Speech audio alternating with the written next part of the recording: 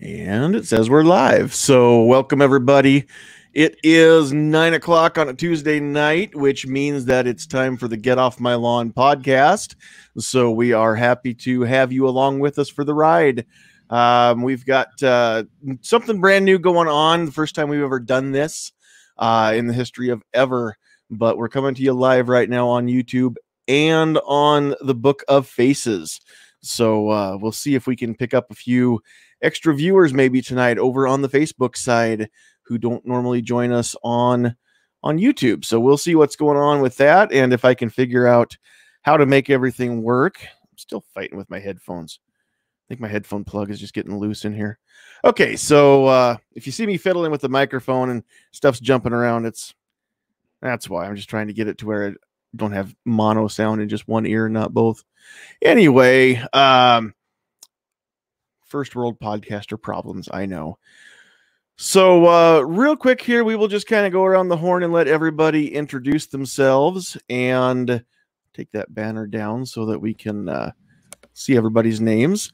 So the first one we had in here tonight was Duke Liberty. What's going on, Duke? Hey, man, thanks for the invite. Really appreciate it. And things are going well, man, as always. Good. Glad to hear it. All right, next up, we've got Travis P11 holding it down in the capital city. Yeah, man. Hey, I said hello from the Facebook side too, so it's running good. It's working over there. I can confirm it. So, but yeah, I appreciate the invite tonight, man. Thank you very much. Check out my YouTube channel, Travis P11, and my Saturday morning podcast called Caliber Corner, where we talk guns and ammo at 8 a.m. Central Time, man. Thanks again for the invite. Yeah, you betcha. All right. Next up, also in the Star City, we've got Defense Dad. Hey, thanks for having me in tonight. Yeah, you betcha. Thanks for being here. All right, we're going to kick back to Michigan and, of course, reporting in from work, keeping those auto emblems and other car parts coming to us. We've got Mr. Squibload himself. Hey. Thanks for being here. Yep. Buy American. Buy American. That's right. Doesn't really matter what American, right? You make emblems for kind of everybody? Yeah, I mean, like, we make Nissan emblems, stuff like that, but it's for Nissans that are made domestically. So, yeah. Cool. That's right. So Buy American, and Squib probably worked on the machine that built some of those emblems. Cool. All right. And then we've also got reporting in from behind enemy lines. We've got the tactical pickle himself, Mr. California Cucumber, Calaveras 32 Special. Hey, Sandy. Thanks for the invite. Yeah, you betcha. And Calaveras is driving home, so we will try to give you a little bit of warning if we're going to call on you so that you have time to find that mute button. All right. And then making a late entrance, fashionably late, is Carolina EDC Reviews. What's up? Hey, how's it going, guys? Yeah, thanks for being here. We don't always get to see your smiling face, so glad to have you along with us tonight. Thanks for the invite. You betcha. All right, so let me roll through here and see who we've got over on the chat side out there. Now, if you are joining us from YouTube, if you're not making comments, then we don't know you're out there. So go ahead and drop those comments over in the live chat on the YouTube broadcast. Or if you're catching this after the fact, you can always leave comments as well down below. And we do want to know what you think about tonight's podcast. Now, on the Facebook side, I don't know if it shows me anywhere. I'm navigating this. I'm new to it, so bear with me. But I don't know if I can see if you're watching or not right now. But go ahead and leave comments on Facebook as well and let us know what's going on. So out there in the chat, looks like we've got on the YouTube side, G23, Gun Loving Grandpa, Sandhills Sweetheart is there, and over in the producer seat as well, holding it down in the chat. We've got who else is out here? They started coming in. Justin Gibbons is here. Tim Foley is here. Fluffy 10mm Jeep guy. Emily is here. Keith Gregory's in the house. New York Outcast, Defense Dad, Mike. They just keep kind of showing up. Southpaw RX. Grim's in the house.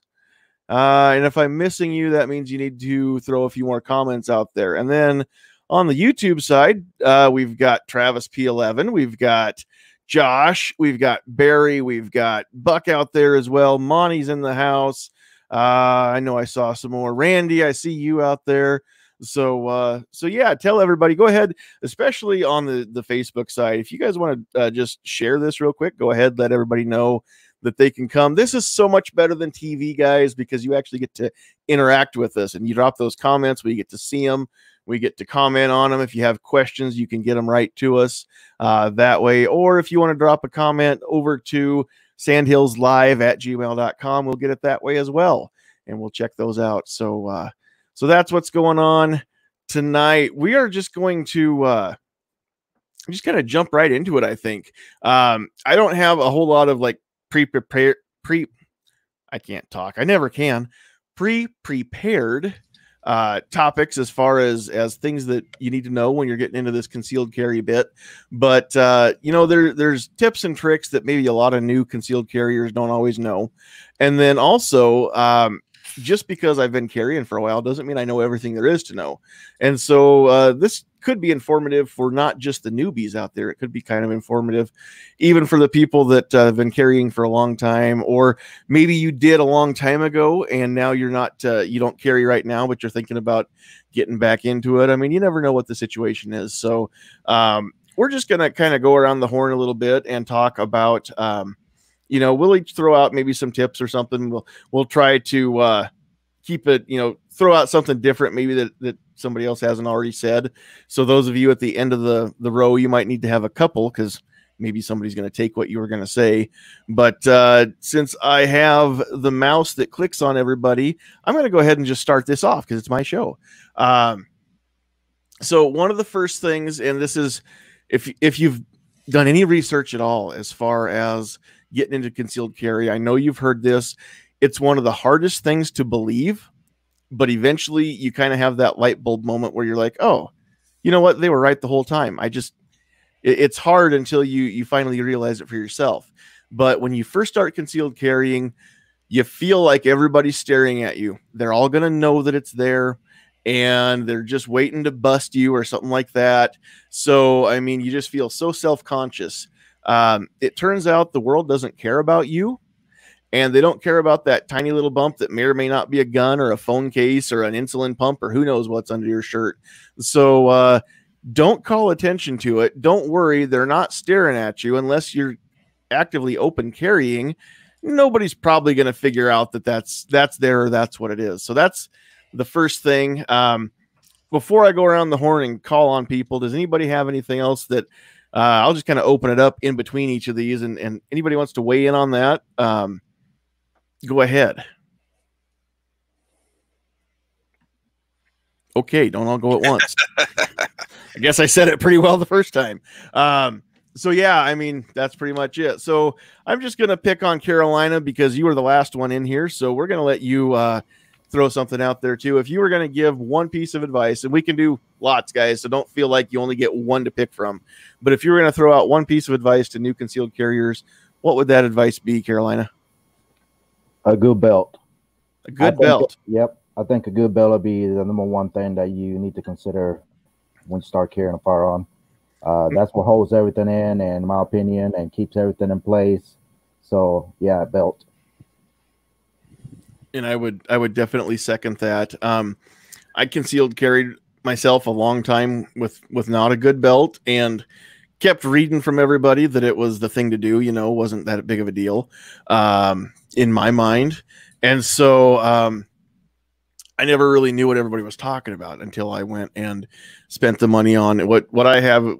The original was an Alien Gear. Now it's Bigfoot, same company, just a different brand, but mine's even a steel core belt, so there's no sag to it after 3 years. But yeah, what Carolina meant when he said it keeps everything in place, when you've got a belt that's that rigid, then a couple things happen. Number one, your holster doesn't tend to slide around, especially if it's a leather belt and a thick, heavy leather. Sometimes it's hard to get the holster to even slide onto the belt when you're trying to put it on if you've got belt slots and not clips. But it holds it in place that way, number one. And then number two, and again, I'm going to try and keep this classy, but the fact of life is we all go to the bathroom at some point. And fellas, those of us who, wear belts regularly, that sometimes if you've got, even if it's just a phone or pliers or a multi-tool or something like that in a holster on your belt, you unbuckle that belt and everything wants to kind of slip and slide and fall down and drag your pants with it and everything else. And just having that extra thick, heavy, rigid belt really makes a difference with that too. I've noticed it as much. With a skinny belt, you've got to cinch it way down to hold everything in place. And with a good belt, you don't have to cut off your circulation just to keep everything where it belongs. So that makes a huge difference there too. Anybody else have anything you want to throw out there as far as belts go? Man, here's the thing too, when it comes to belts, it's really tough because you might find one that's going to work for you for like 20 or 30 bucks, or you might find one that's going to work for you that's going to be 70 or $80. It's just the pricing on it is whatever these manufacturers want to set the prices at. So if you can get one that you can return within 30 days, if it doesn't work, do that, because, you might buy one that everybody says is the greatest belt out there, but it's like 75 bucks to get it. And maybe it doesn't cinch exactly the way you want it to, or it doesn't work, or it's too big for the loops. So just be kind of patient when you're hunting for, especially holsters and belts. Those are the two things that you got to find the right combination. So don't be afraid to have some extra cash around, so you're not stuck with just buying one belt and then that's the only belt that you get and it doesn't work. And that's true with holsters too. You got to be patient with your holsters, trying to find the right one. Yep, and that's for what I was going to say. Kind of, I think goes along with the belts. That's for Travis also kind of briefly mentioned it, is the holsters.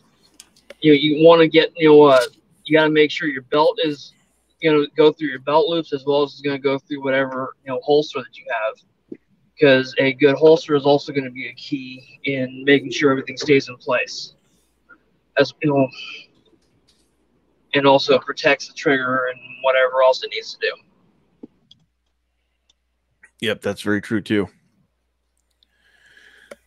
Okay, anybody else have anything you want to throw out there as far as belts go? And I'm going to, as we get some of these comments or questions out in the chat, if I find them, I'm going to try and kind of work these in a little bit, just because once the chat gets to going, it's hard to come back up sometimes and find these. And sometimes they're far enough that they've disappeared and I can't even get back up to them. So before I go over to Calaveras next, I'm going to actually bring this comment in from Nighthawk. He had to go. He stopped in for a few minutes to say hi, and that was it. He says, dress for the weapon you can shoot well, not choose a weapon that you can conceal the easiest. What do you guys think about that? Anyone? When it comes to the comments, I won't go around the horn. I'll just leave it open. He's got a good point. That's where if you shoot a Glock 17, getting yourself a one of the little micro LCRs or something that you don't shoot with a dart might not be very effective. So you may have to change the way you dress so that you can carry that Glock. So he's got a valid point on it. Whatever you carry, it needs to be something you're effective with.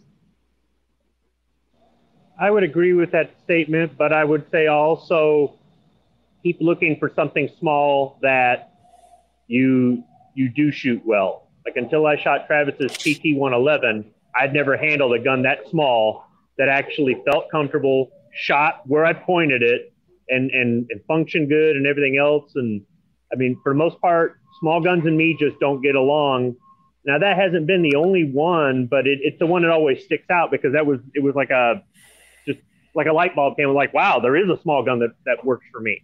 Lots of people are all about, I need to be able to hide it. I need to be able to hide it. But if you practice with this gun, or this is the gun that you shoot best, this is the one you're most comfortable with, most confident with, factors like that, they go a long way. For somebody who might be changing their dress a lot, maybe they just end up with 2, 3, 4 different carry guns. Some people have a summer gun and a winter gun. So if you start off carrying with the gun that you like best and you find a way to make the gun work, I think it's easier to find a way to make the gun work than to get good at shooting a gun you may never get good at shooting. But always look for that backup gun or that other option, because it is out there and there's lots of rentals, and you can make lots of friends that have guns that you don't have. Yep, that's very true. I'm just gonna sound off with my 2 cents too on that. I mean, there is a lot to be said about, dressing for the gun that you shoot well, but at the same time, I like what Squib said too. Keep looking for that other gun that's a little bit smaller that you can actually shoot well, because maybe the gun that you shoot well is a Beretta 92, full size, but you're not over 6 feet tall and you don't weigh more than 200 pounds, and that gun is not an easy gun to conceal. Can it be done? Sure it can. Are you going to have to do some extra steps in your wardrobe to make sure that it is concealable, especially if you live in a state that printing is considered brandishing, so you can't print?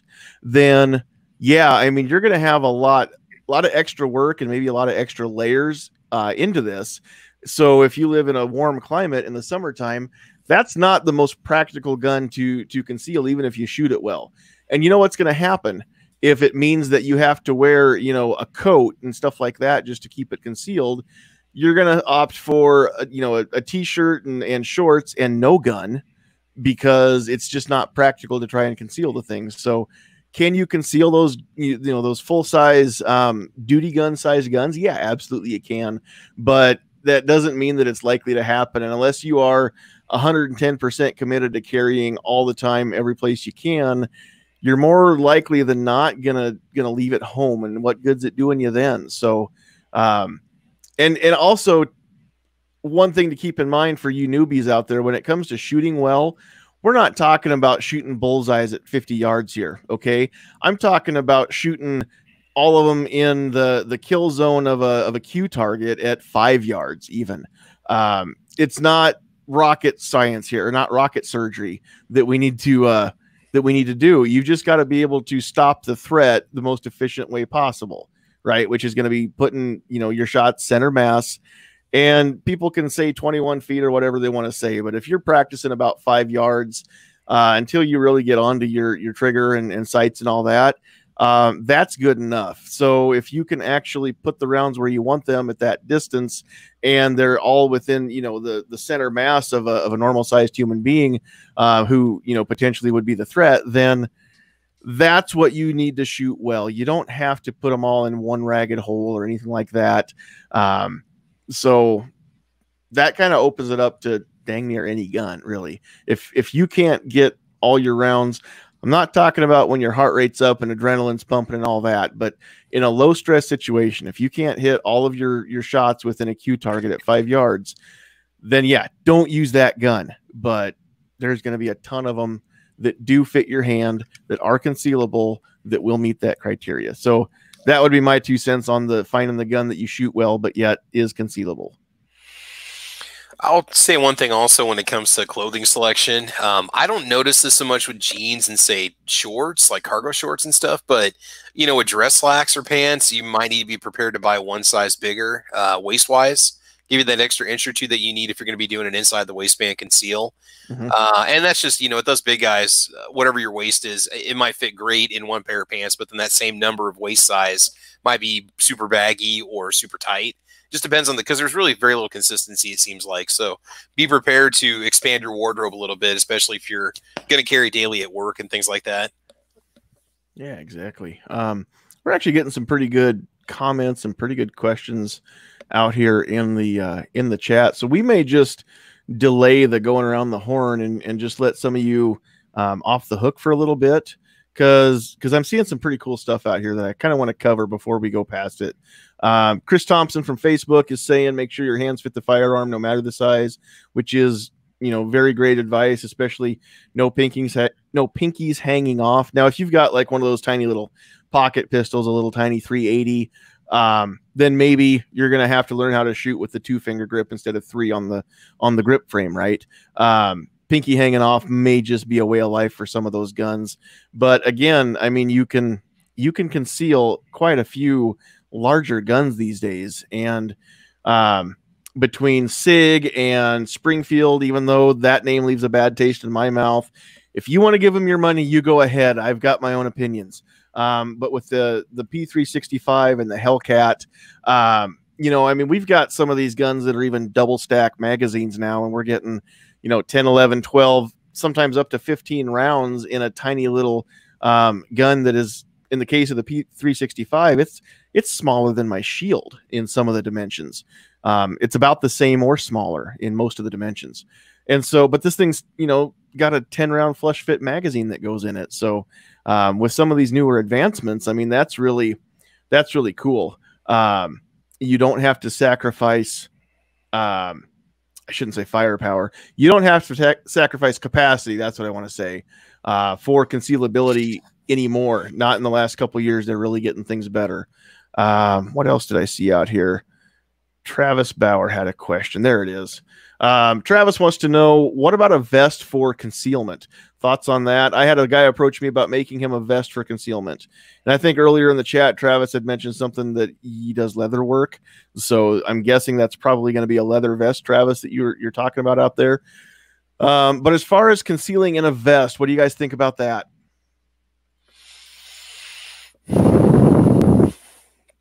That's one I don't know. I mean, are we talking like a shoulder holster kind of setup or what? Well, I think a lot of those vests that you can see that that I always call them the gun guy vest or the shoot me first vest. Honestly, they've got all the tactical pockets and stuff. Yeah. And usually on the inside of either side, it's just like your Travis. You've got that concealed carry coat. It's got the holsters built in, and I think that a lot of those vests have a holster sewn in on one side or the other, or both, and then maybe a magazine sleeve or something. If you're going to wear like a suit coat over it, I suppose you could make it work. I mean, that or if you're going to have a jacket over it or something. Because otherwise, I don't see how with your profile. I don't know how you're going to be able to not see the lump in your side. I mean, I've seen a lot of those vests. I kind of know a little bit about. Well, maybe what he's thinking. If the guy approached you, Travis Bauer, about doing like a custom vest or something, especially if it's leather, I mean, you could probably do some panels or something in there to kind of break up the outline.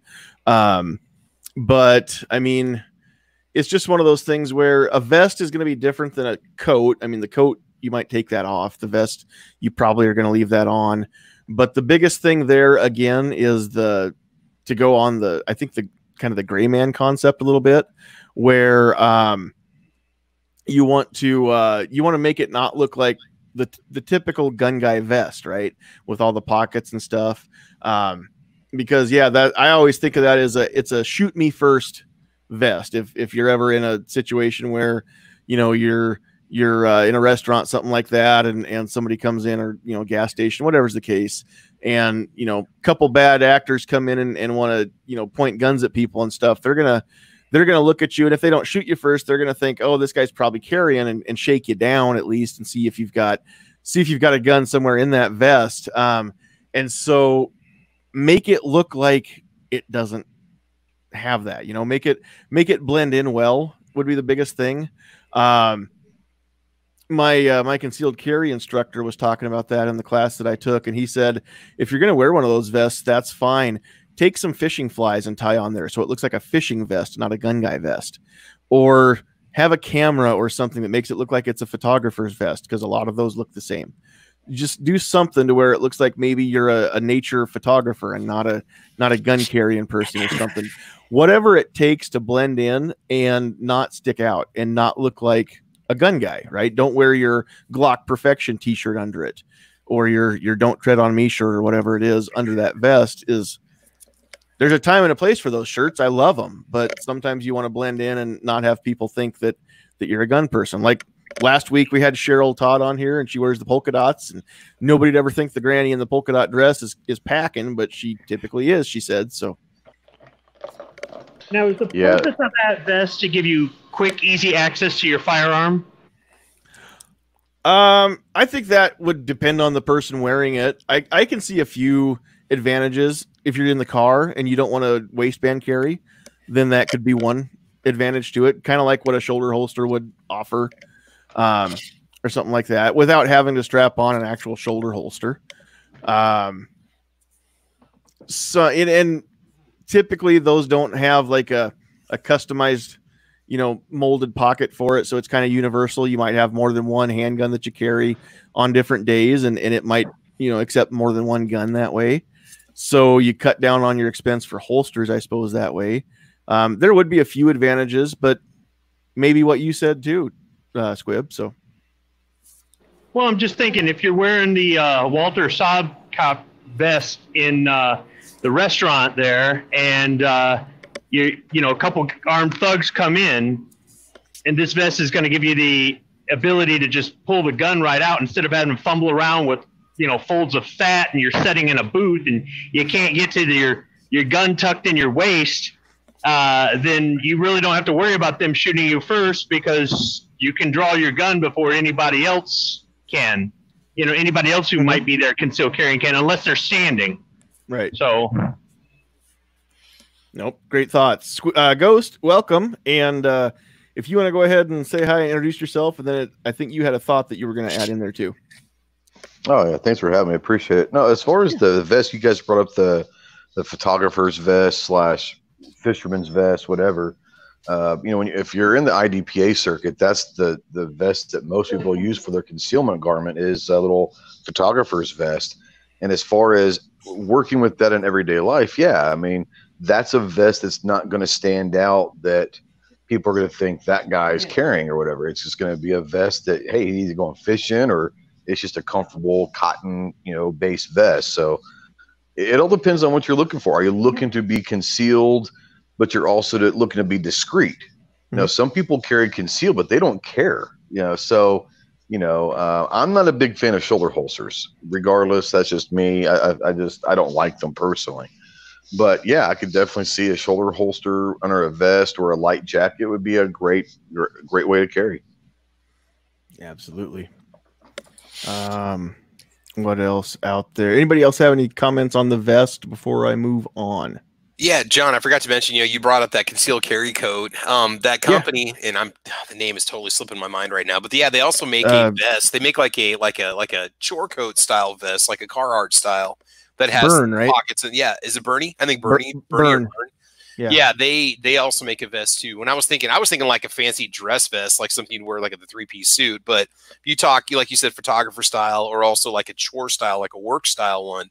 Yeah, you can get those with concealed pockets in them and spots to put your holsters in and things like that. Now, I'll say this much, because now that Nebraska is kind of opening back up on Saturdays, my wife and I are getting back into our side hustle gig, which is, we're DJs and we do a lot of wedding receptions and things like that. And if Blitz is out there, I haven't paid attention to see if Blitz is in the chat, but here a while back, was it last summer? I think I made a video from the driver's seat. I was driving to one of our gigs. I was all dressed up, and you can go back and find that. But when we're DJing, I mean, we dress up. I don't wear a jacket because it's just too stinking hot, but I wear, a tie and a vest, and I don't carry typically because I'm in a venue that maybe doesn't allow it. A lot of fairgrounds and places like that don't allow for such a thing. But if I was in a place where I could legally concealed carry, and I had like a vest that allowed for such a thing, and I could do it more discreetly than, trying to wear my tuckable belt holster, things like that, which usually if I'm going to carry, I can tuck my shirt in and nobody's going to know it's there. But again, I just don't ever want my vest to ride up and show some clips or something and have that ever become an issue. Because even if you're wearing a tuckable holster, you've got clips on your belt. People that know what they are. And so it's not 100% discreet. But I mean, I could see where a vest would have its merits in a case like that, where I could get like my shield, or maybe one day I'll get that P365 that I want, and could be able to carry that. The biggest thing is something like that in a vest is it's no different than like a shirt like this. If I take my phone and I stick it in my shirt pocket, I mean, all of a sudden I'm lopsided. That shirt, there's a lot of weight just from a phone, and a loaded pistol is going to be a lot heavier than that. So the vest is also going to be, if it's unbuttoned, then you're going to have that lopsidedness you got to work on somehow, whether it's the cut and the fit of the vest, or some sort of counterweight on the other side, or whatever you're going to do. I mean, if you're carrying a magazine or two, that'll help offset some of that. But if you have it buttoned up or zipped, whatever is the case, then that'll alleviate some of that.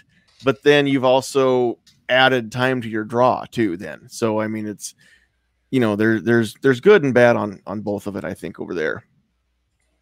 Travis also asked about carpenter pants with pockets for concealment.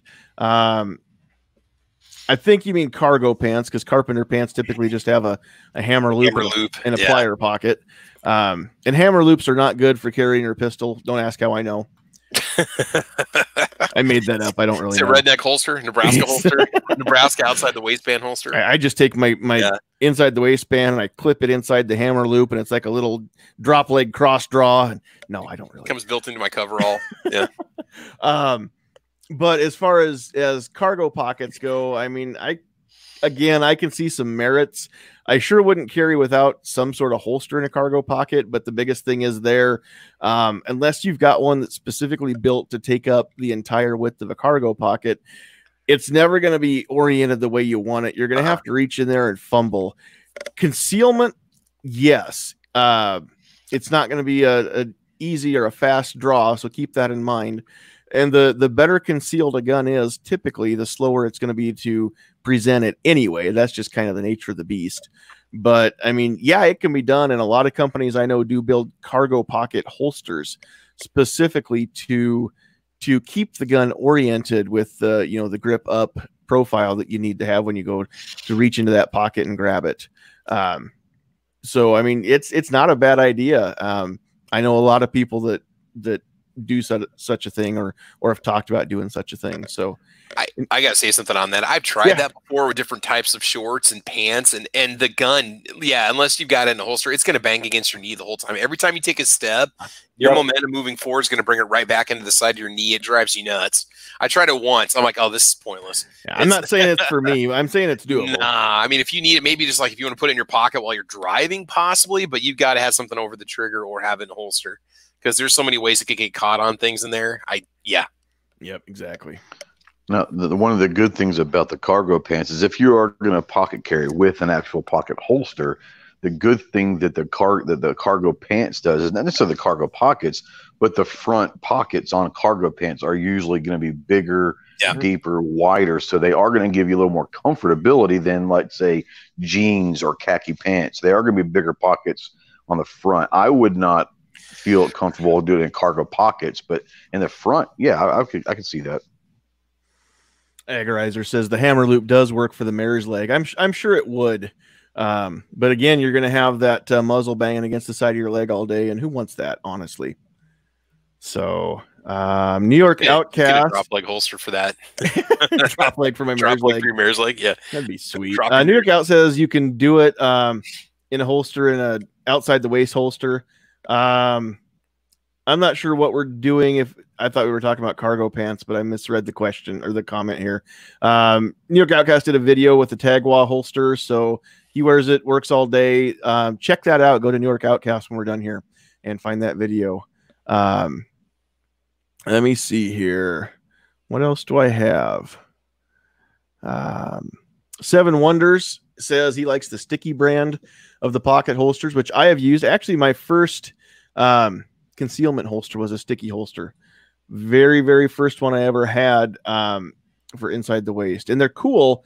Again, though, you've got to have your belt cinched up pretty tight, or I guess you could experiment with like some basketball shorts or something, or some sweatpants with a drawstring and tie that tight. But Sticky holsters are the ones that they've just got the sticky neoprene or whatever. It's like an anti-slip texture on the outside of it, so you put it in your waistband, and then just the friction between your waistband and your body holds the holster into place.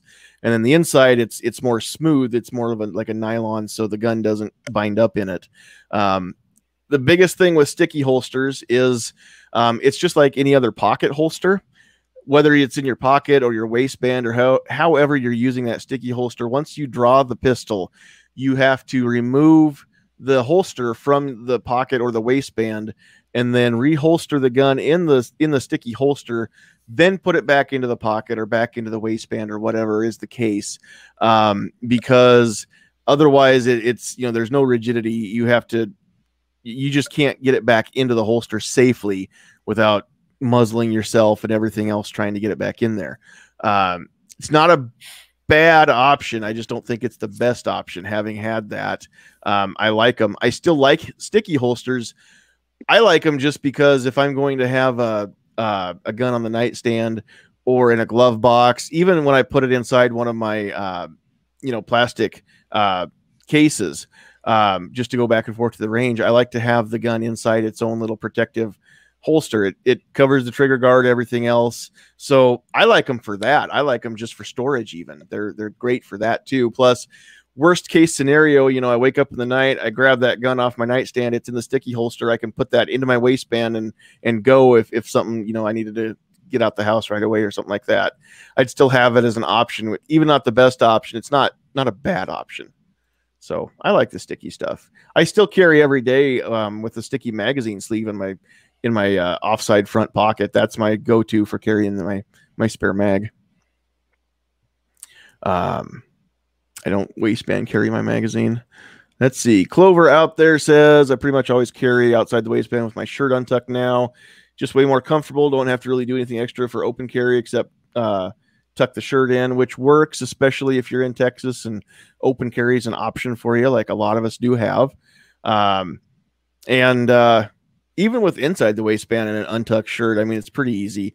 If you've got a tuckable holster, it works twice as well, because if you need to tuck your shirt in, then you still can do it. Tucked or untucked doesn't matter.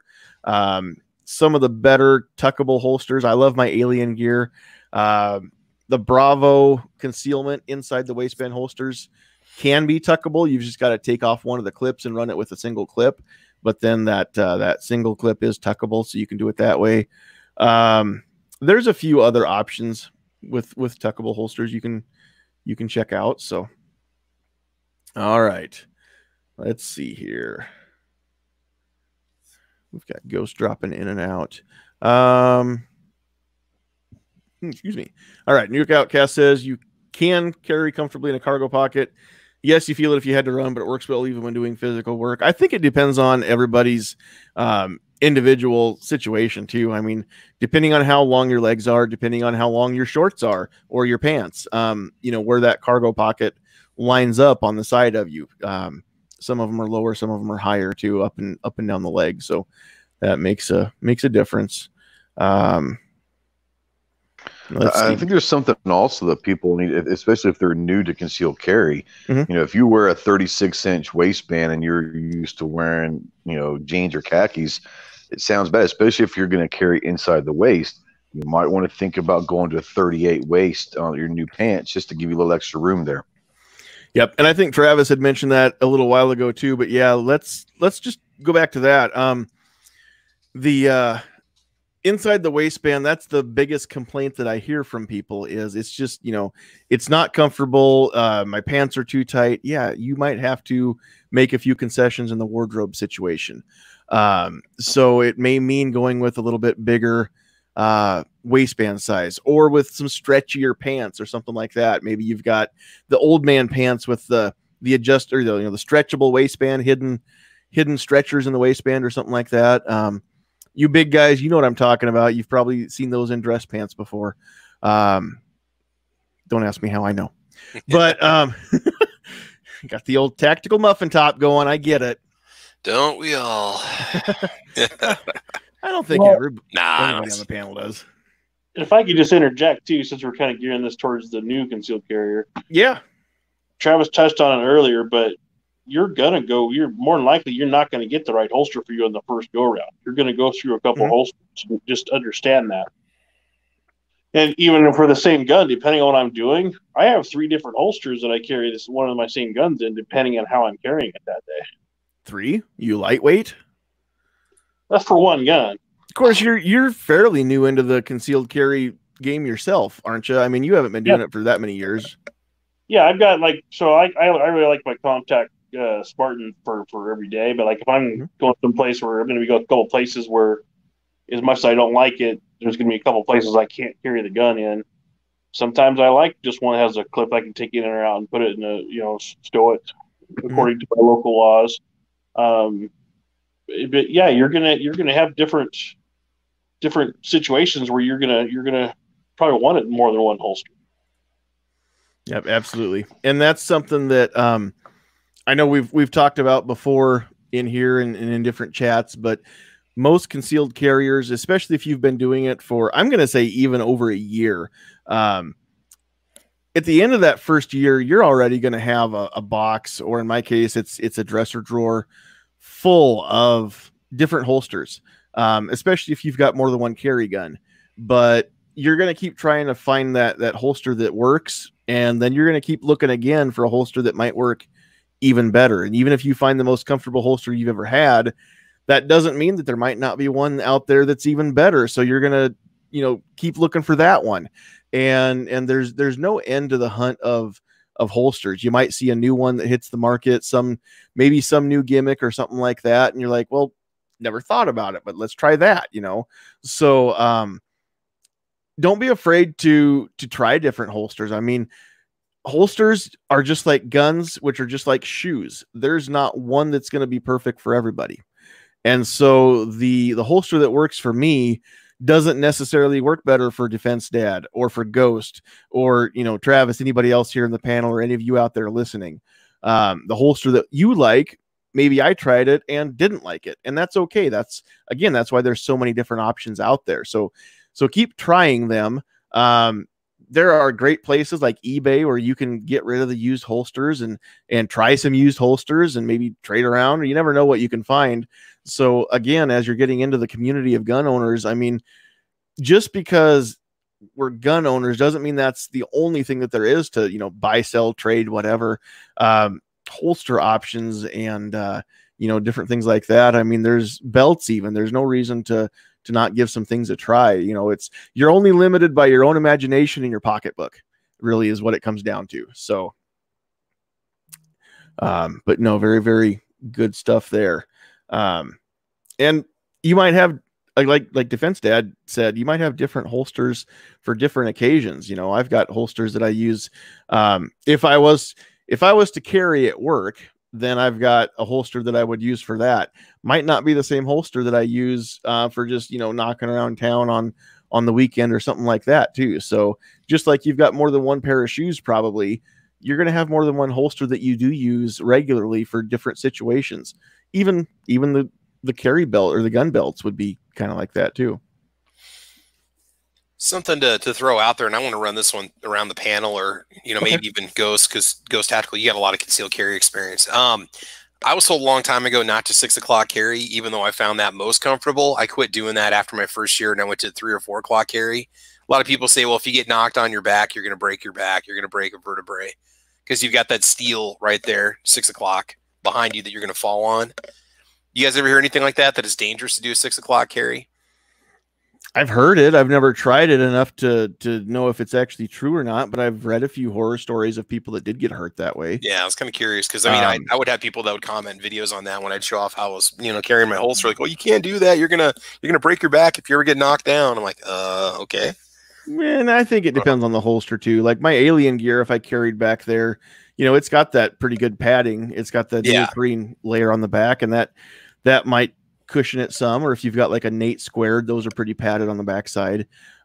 So it's hard telling there. My biggest issue is I couldn't possibly carry 6 o'clock without being like almost a horizontal positioning, just because being a bigger guy. So number one, I've got farther around to reach than maybe some people do, but my shoulders don't like to work that well all the time either. So just getting my hand all the way back to the small of my back, and then to have, a holster that, depending on the angle that it presents the gun, I mean, if it's not almost horizontal where I can just, grab the butt of that gun and draw without having to come up and out, just kind of come sideways and out. I mean, so I don't think it would be practical anyway. The vertebrae not even being in the equation, for me, it's not practical.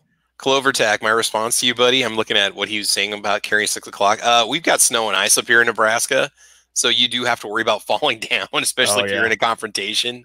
So you'd be surprised. I fell down, I think, 3 times last year, and I thought I had perfect traction, but it was a lot slicker than it looked, man. And being on ice is like being on roller skates. How many times when you slip and fall do you fall forward? Dude, we had a couple days here this year where it was just glazed. You couldn't even walk on it. I ended up having to put those stupid cleats on my shoes just to walk the dog. Those little stretchy ones that you snap on your shoes. So, yeah, I don't know. Yeah, nope. But I think a lot of it also yeah. has to do is I mean, when you fall naturally, your body's going to try to brace itself. Now, obviously, there's going to be times when you don't have time to brace, but if you're going to fall backwards, typically your butt's going to maybe cushion some of that fall, or you're going to fall maybe at least off quarter to one side or the other. I have heard people getting hurt. For me, I don't like carrying at 6 o'clock or small the back, where it's just not comfortable for me. It's the same way as appendix. I don't think it's comfortable. But if it's comfortable for you and you're not worried about falling, I mean, wherever you want to carry, I know Clover carries small the back. He's outside the waist, but he carries small the back. So, I mean, for him, it's comfortable. It's not comfortable at all for me, but I mean, if you want to carry there, I mean, I'm all for it, man. Carry however you want to carry, Okay. I want to, Squib, did you have something you want to throw in there?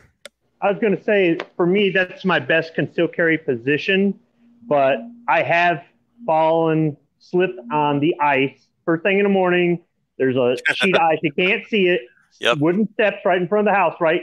Slip, fall, and hit right there because it was steps. Ghost was talking about how your butt's going to hit first, or in some cases, maybe your shoulders will hit first, and that would be. But if you're on stairs, there's a chance that lower back will hit something. Oh, yeah, for sure. However, that wouldn't stop me from continuing to carry that way. Maybe I'll find a better fit in another position, or maybe I would put some sort of additional padding on between me and the gun in the winter. I don't know. That might keep me warm too.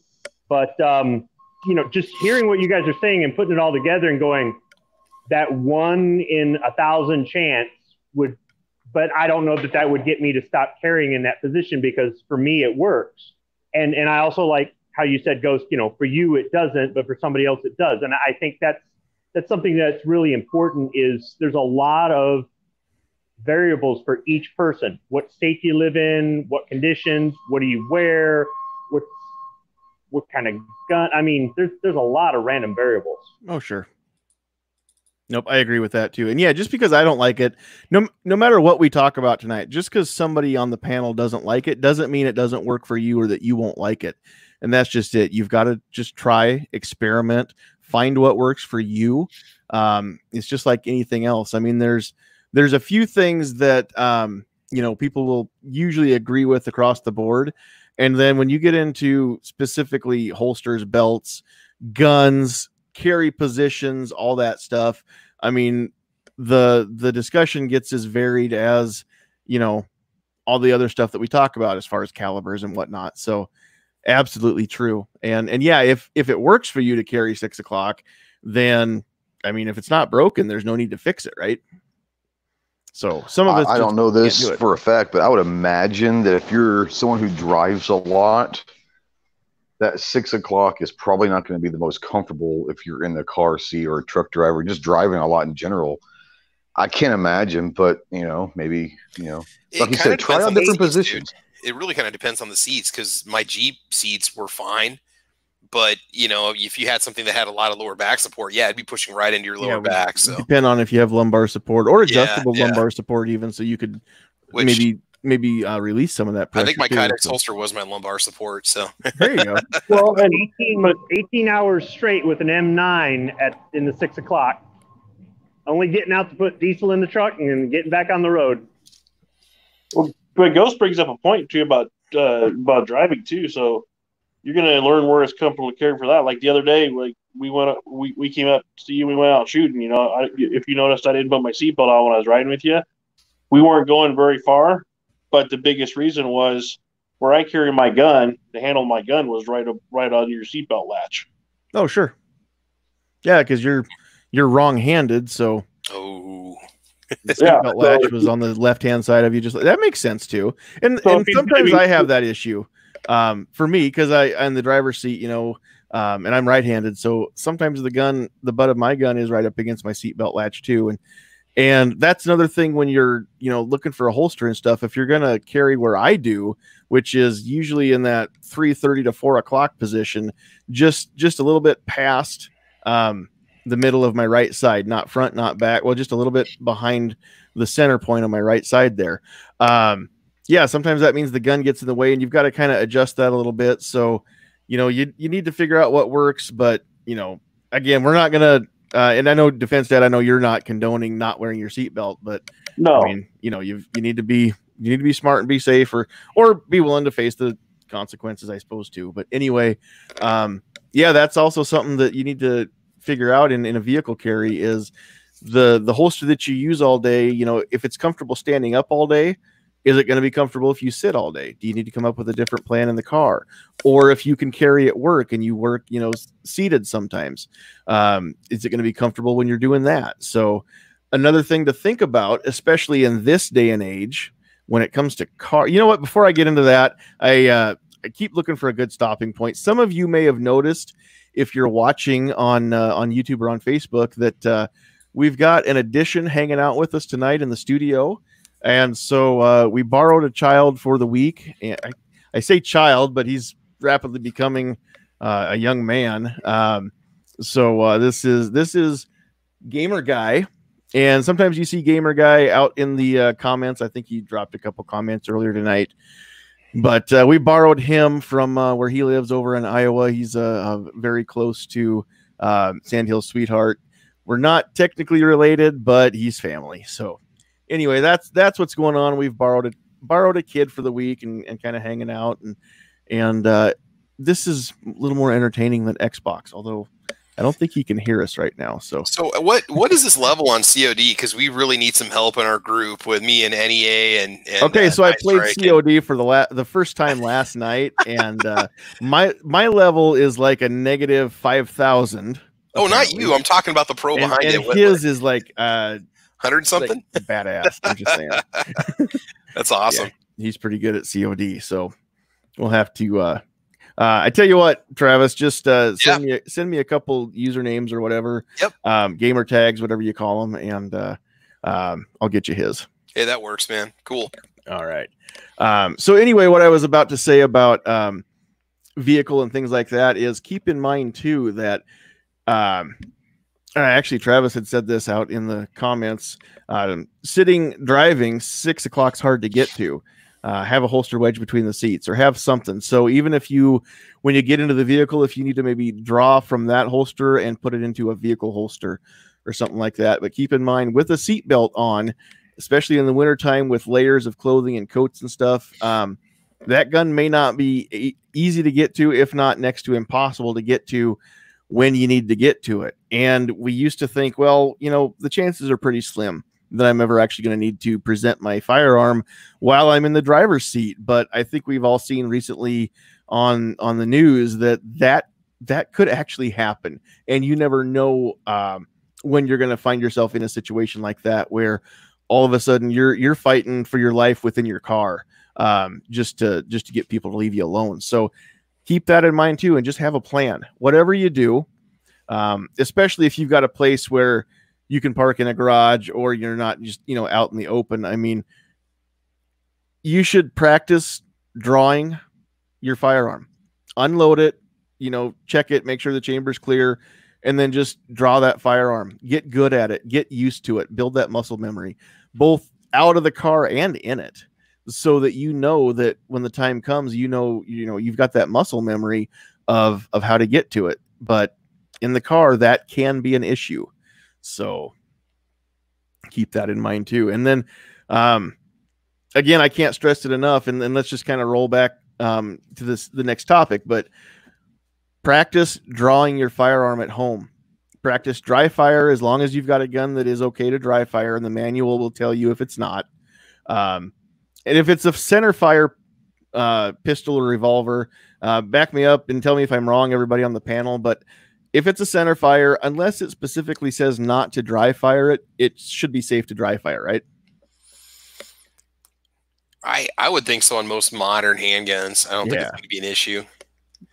I would say that, and the opposite is true of rimfire. Unless it says in the manual, it is okay, because there are some rimfires that are actually engineered, for everyday use. Yep. And it will say in the manual, hey, it's okay to do that with this, even though typically with a rimfire you can't. And it's vice versa with a center fire.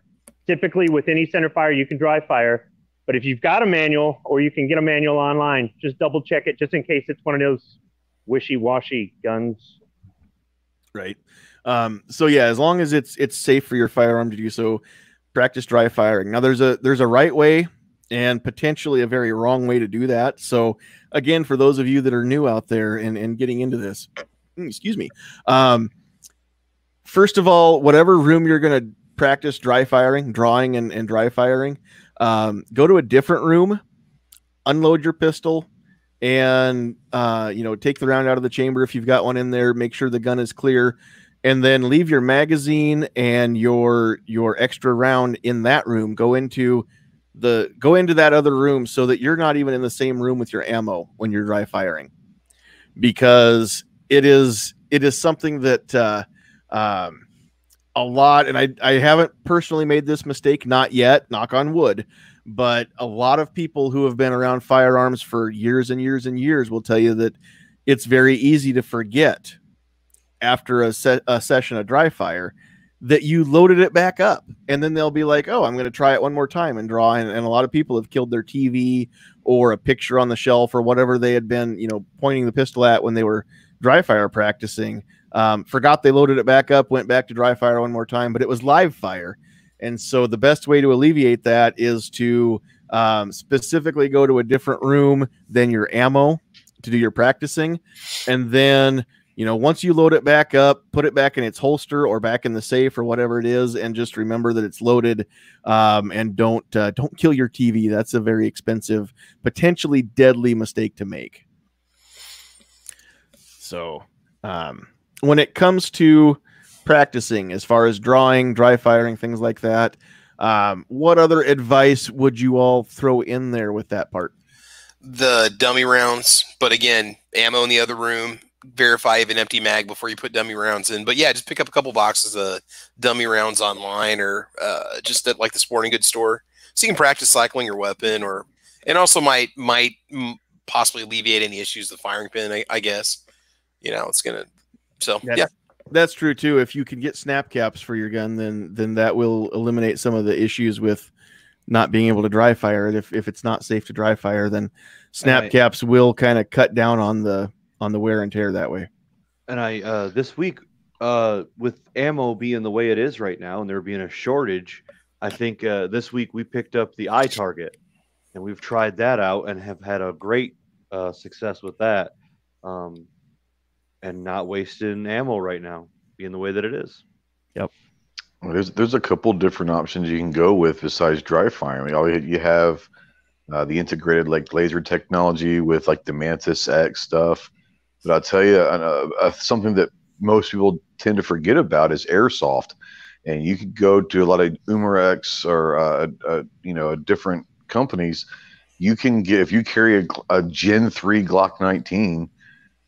Umarex is going to make a Gen 3 Glock 19 CO2 airsoft that you could use for inside. You don't have to use the actual projectile, but utilize a CO2 cartridge, and it'll cycle the slide for you, and it'll fit in your same holster that you're going to wear. So don't forget about the CO2 and the airsoft guns. Those are great ways to train inside the house. Yeah, very great point. And also too, oh, I had a thought that I was about to say. I can't think of what it was, so that's okay. Well, I'd say what I'm doing in my dry fire practice, I also like to make sure I have 2 empty magazines. At the same time, you can practice reloads. Also great. Yep. Yeah, because that's also a great muscle memory to build is that reload, and be able to do it without having to look at the mag well. Get to where you can do it by feel. There might be a time that you have to do this, in the dark with the lights off or something like that, or the power's out and it's time to, load or reload the pistol, whatever it is. So yeah, be able to load and charge the firearm, put one in the chamber without being able to see it. Now, should you do it without looking? If you can, no, you should look, or at the very least, again, instructors vary, but a lot of instructors will agree, keep the firearm up in the sight line, so you've got your sight picture and you can still see the gun, and bring the magazine up to it so you can kind of see what you're doing and still not lose sight of the target or the threat. But at the very least, just practice that motion and get good at at doing the reloads too, so you don't fumble with those. And always remember this, that slow is smooth and smooth is fast. So it's just like when you watch a scary movie and, you know, somebody's trying to get the keys in the ignition to get the car started and they fumble with them and they drop them on the floor. When they pick them back up, you know, Michael Myers or whoever is standing right there beside the car door. If they had just taken their time and gotten that key in the first time, then they wouldn't have had that issue. So don't get in too big of a hurry, because that can actually take more time. So keep that in mind too, as you're building these skills, that when you practice them slow, that doesn't mean that down the road you can't build up speed later, but you definitely want to get the muscle memory first and foremost, and then work on the speed, you know, as time goes by. But I do remember now what I had to say, but it's on a new subject. So anything else as far as the dry firing and the practicing goes? Yeah, just kind of playing off of what Ghost had said, just looking over on eBay, pretty much all of your popular handgun models, there is a airsoft version that's available, whether it's just a manual charge the slide and shoot or CO2 model. I'm seeing there's 6 Hour, Glock, H&K, Smith & Wesson. So you can pretty much find it if you look around. So I don't know where my Walther went. We've got a Walther airsoft that's same exact dimensions, fits the holsters for the PPQ. It's pretty cool. Except for this one's the airsoft is an M1 and Sandhills Sweetheart has the M2 with the traditional mag release, the American style, I guess, mag release. And the airsoft has the paddle, but that's cool. It still gives you the right grip frame and sight picture and all that. Moving along, one thing too that I want to throw out there is that I saw this recently in a video. It's a couple of years old now, the video is, or maybe older than that, but it had Rob Latham in it. And for those of you that don't know, Rob Latham is a competitive shooter, and he has won just about everything there is to win, and probably several times over. The guy knows what he's talking about, and you can draw, or how quickly you can acquire your sight picture, or even if you use a laser or anything like that. The thing that he said is the most important for accuracy is being able to pull the trigger back all the way without the gun moving until it goes off. And that's a skill that I know is one of my weak points, is trigger pull or trigger press, you know, however you say it. But one of the things that I've seen people do is take either like a penny or maybe an empty case or a snap cap or something like that, and just lay it on the top of the slide, especially if your slide has a flat plane on the top that you can do that.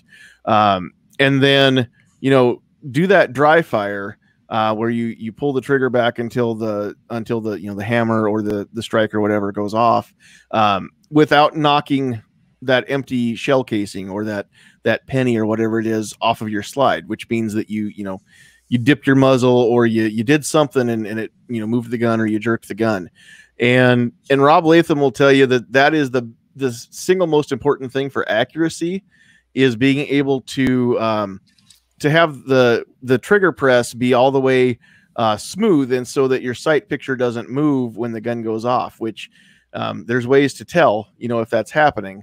But that's one of the easiest, is just put that something up on the slide that's going to fall right off if you moved the gun or jerked the gun or did something like that. A lot of people, will do this and they're fine and they're fine and they're fine, and then right before the gun goes off, they'll do that, anticipating the recoil. And well, now the gun's not pointing where you had it pointed when it goes off, and you're going to miss. And so keep that in mind too, as you're working on your dry fire. Just hold that gun steady. And I mean, some people say it should almost be a surprise when it goes off. Now, I don't think it should surprise you. I think it should go off when you tell it to go off. But at the same time, I understand the concept is that you want to not get ahead of it, not anticipate the gun going off for that recoil, and hold your hand steady, hold your wrist straight, and just let the gun do the work for you. But that's going to be the thing to work on, and I need to work on it with my dry fire too. And that is the just pulling that trigger back smoothly, or pressing it, whatever, squeezing it, depending on how you learn and what nomenclature you like to use. So anybody else want to kick in on that?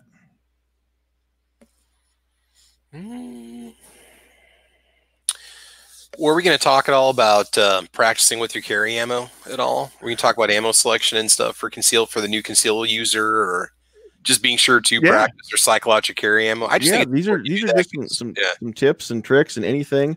If we don't have anybody else, if we don't have anything else to kick on that, then yeah, let's just go. And the questions I don't think are coming in quite as fast as they were, so we can kind of go back around the horn. So Travis, we'll just go to you, and yeah, go ahead and kick that topic off. Just okay, your carry ammo, it's going to behave differently than your range plinking ammo, or you might notice it having a little bit different recoil or it might print differently. So it's a good idea. I know it's expensive, but it's a good idea maybe once a year just to cycle out your carry ammo if it's like a critical defense, or if it's a Spear Gold Dot or HSTs, whatever you shoot, just to make sure that you get some practice time with it, especially when you first get that firearm so that you're comfortable with that ammo. You know what it's going to do, and it's not going to catch you off guard or something. Not that it would matter in like an adrenaline, infused situation where you're defending yourself, but I have noticed a lot of times that the self-defense ammo does behave differently in the gun than regular ammo. And also make sure it's going to cycle through your gun too, because I know that some firearms have issues with feed ramps and like the polymer tipped critical defense getting rammed in the feed ramp and not chambering properly if you don't cycle the gun properly. So anyway, just kind of some thoughts on stuff like that. Some little things you need to be aware of. Very true. And if you're new to the concealed carry game, then chances are you're new to the gun ownership game as a whole. And or maybe you've had a gun for a long time, but maybe not a concealed carry firearm per se. And so yeah, keep that in mind, that going out to the range and practicing with full metal jacket or ball ammo is very, very economical, and it's the right thing to do. But you do want to do a couple different things, especially if it's a new carry gun. You want to put, and again, everybody's got their own opinions, but you want to put at least a couple hundred rounds through it before you carry it. You want to make sure that it proves to you that it is going to be reliable and you can trust your life with it, or your family's life with it. It's no different than buying a brand new car. And I'm not talking about, a 5-year-old car off the lot. I'm talking about a brand new car that has never been driven before, other than, out of the factory and onto the car carrier, and then, off of there and onto the dealer's lot. You don't buy a brand new car like that and then immediately go on a cross-country road trip out to Wally World. You want to drive that car around town for a while and make sure that it's mechanically sound before you just get in it and go, right? I mean, same thing with your carry gun. What's that? You've done it a couple times, bought the car, went on a road trip, but I get what you're saying. Brand new car or new to you? No, brand. I don't buy used cars. I don't buy brand new ones, so I ask. I don't know. Yeah, it's got a thing called a warranty. Now, that warranty ain't going to do you much good with a gun if you're dead because the thing didn't work or the ammo didn't cycle. But with a car, it's called a warranty. You'll be fine. But I get what you're saying.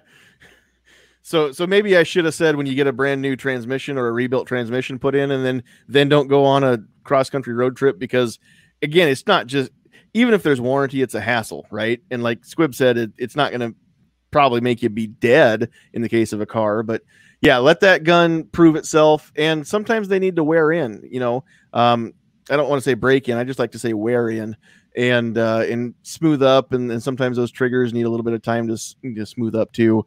But then once you've got that gun worn in with range ammo, then you want to run a couple magazines through of your carry ammo, because again, when we're talking about concealed carry, we're talking about compact guns or subcompact guns, or these tiny little micro guns. And the way I understand it, with my limited firsthand experience, but I've read a lot of gun articles over the years, when you get into shorter barrels, especially with like shorter barreled 1911s and things like that, but with the the 45 ACP chambering, the shorter that barrel gets, the more, like in a 1911, the more it tilts when the slide opens up, or the slide comes back and the action opens up, and that can actually cause issues, right, with the feed ramp. And sometimes the feed ramps aren't quite as long, and you've got a more pronounced angle to get out of the magazine for the nose of that round, and then up into the feed ramp and up into the chamber. So make sure that your gun doesn't only run with full metal jacket, because those round noses feed well typically. But yeah, like Travis said, when you've got a hollow point, even if it's got something filling the cavity, that hollow point can maybe hang up or bind up on an edge or something. Find out if that's going to be the case.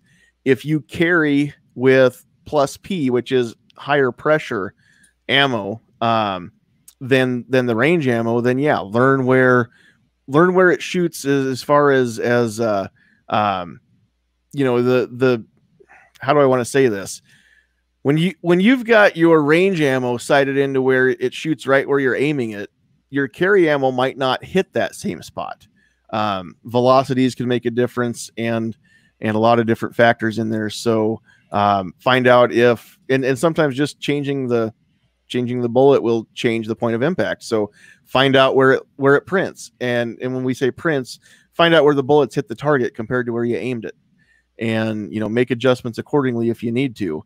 But that's going to be the ammo that you have in it when it counts, when potentially lives are on the line. So it's information you need to know ahead of time so that you can plan for it, right?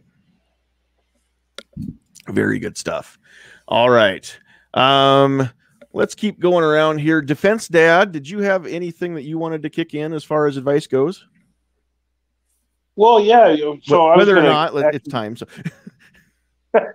No, I was gonna actually what you were saying about the cycling through shorter guns. So I have some experience with that. A friend of mine, it's a very nice gun, but it's a SIG 938.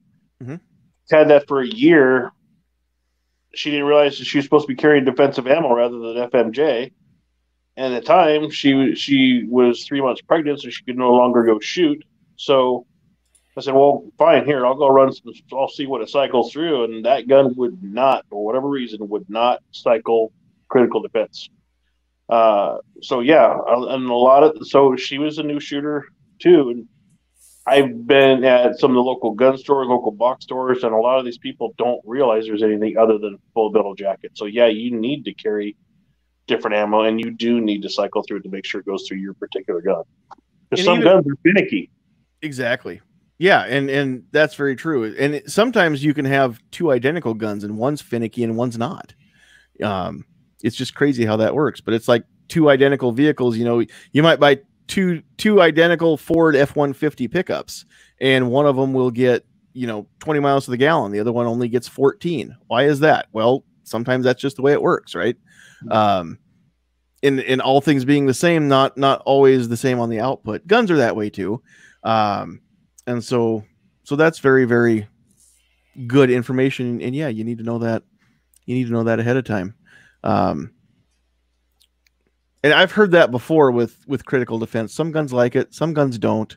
So find out what works for you. And if critical defense doesn't work, that's why there's so many great ammo options out there, right? You can get loads from other loads from Hornady. You get loads from Federal or Winchester, Spear, whoever it is. There's lots of great stuff out there for you for carry ammo options. And a lot of you newbies, maybe you've been to the big box stores. Maybe you've seen that there are different kinds of ammo out there besides just FMJ, which means full metal jacket. Those are the ones that have the copper jacket all the way around the bullet, and there's no hole in the end of it, right? And so maybe you've seen these other things on the shelf that are way more expensive, and they cost twice as much for half as many or less than half as many cartridges within the box. And you're like, well, I'm not going to buy the one that's $30 for 20 of them when I can get this one over here. There's 50 in a box, and it's only $14. That's what I'm going to get. There's a reason for that. That more expensive stuff is typically your defense ammo. Typically, it's hollow point. Sometimes it's hollow point with like a plastic or a rubbery compound inside the cavity, but those are the ones that expand, and they make a hole bigger than the diameter of the bullet. At least once they go in, then they expand and they do more damage, which can sound gruesome. But the fact of the matter is, a concealed carry pistol could potentially be used to take a life, right? And again, we want to stop the threat. Stopping the threat means causing as much damage in as short amount of time as we can. Whether or not the life gets taken, the threat gets stopped, and it's all about efficiency. And that's what it comes down to. Gruesome or not, it's physics and it's science, and it's your life on the line, or your spouse or your kids or your parents or whoever it is, life on the line. So again, always get the best stuff that, number one, that your gun likes, but number two, the best stuff that you can afford, or do some testing of your own. There's tons and tons of test videos out there on YouTube of, people that have tested. If there's a load out there, I guarantee somebody's tested it and made a video. And so just do a lot of research. Keep in mind, ballistic gelatin is not the end all be all for ammo performance. It's not a human body or an animal body, but at the same time, at least it gives you a constant, some way to compare against, all the other ammo brands. So that's what it's for. It's not designed necessarily to simulate human flesh and bone and muscle and organ, but at the same time, it gives you, kind of a level playing field to see how they all perform in the same medium. So that's what that is all about there.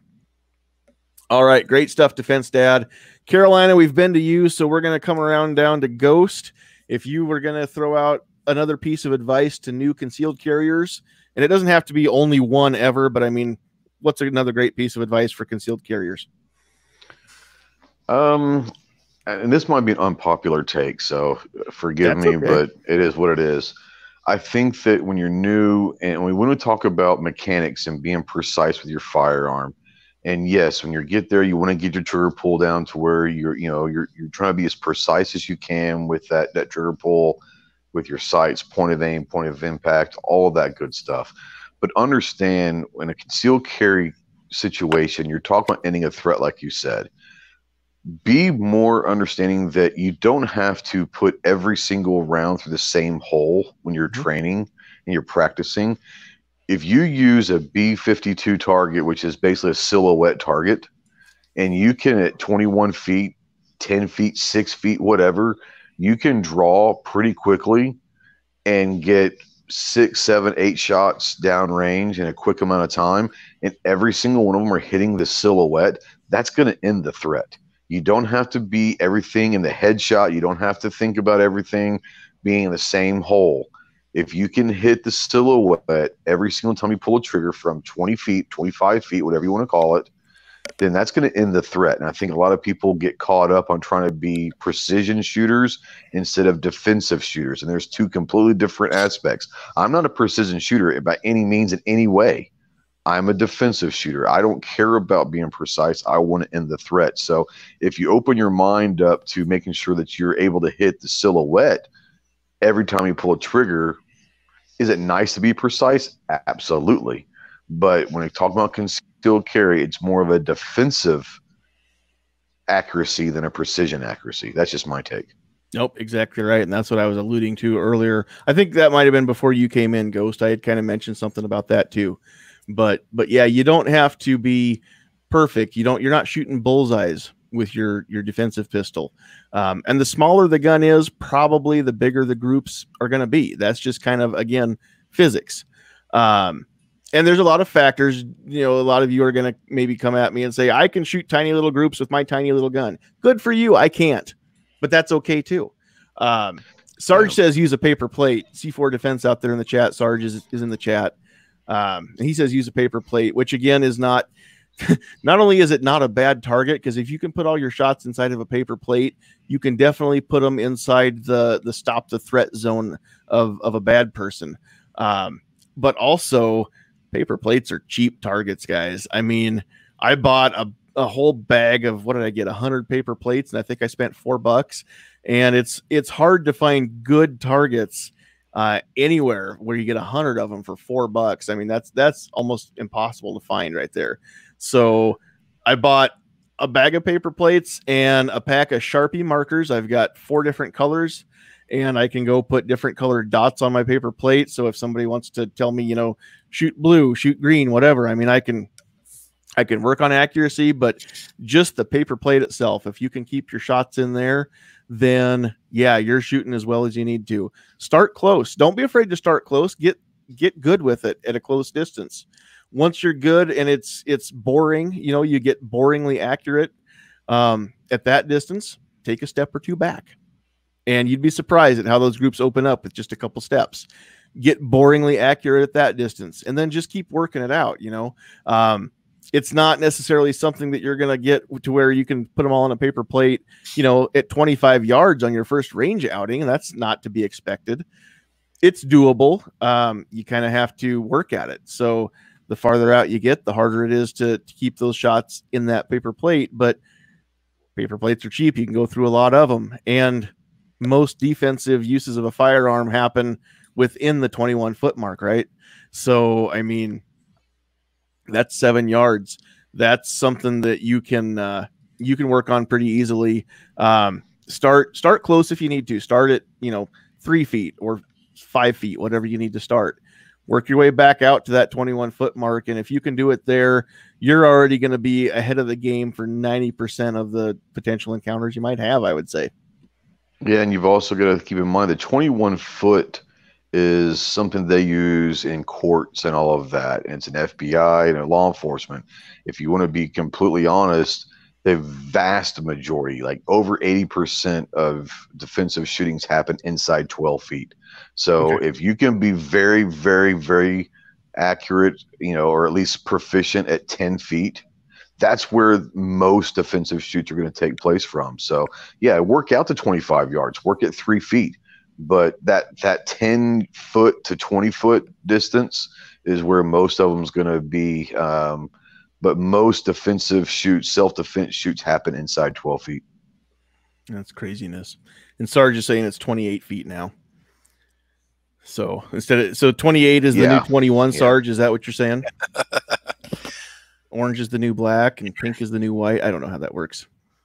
I wear white after Labor Day, before Labor Day. We got a social distance. We got to tack that extra 6 feet, 7 feet on there now. So right. yeah, you got to have that makes extra sense. Yep, exactly. Makes sense. Okay, yeah, I can see it. Makes perfect sense to me now. All right, great stuff, Ghost. Squib, we haven't come to you yet, so I know that right now you don't concealed carry, but you used to. So, what advice would you give?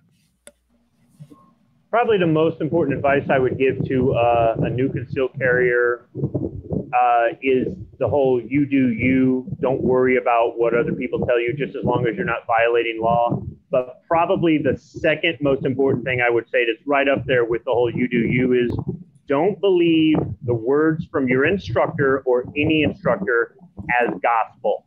There are lots of people out there that train new people or experienced people in tactics and laws and things like that. And not all of them are giving you good advice or good information. There's a lot of opinion out there, and anybody can be a firearms instructor. You do not need any special training or credentials. Sure, you can say I'm an NRA certified or whatever, and that looks good.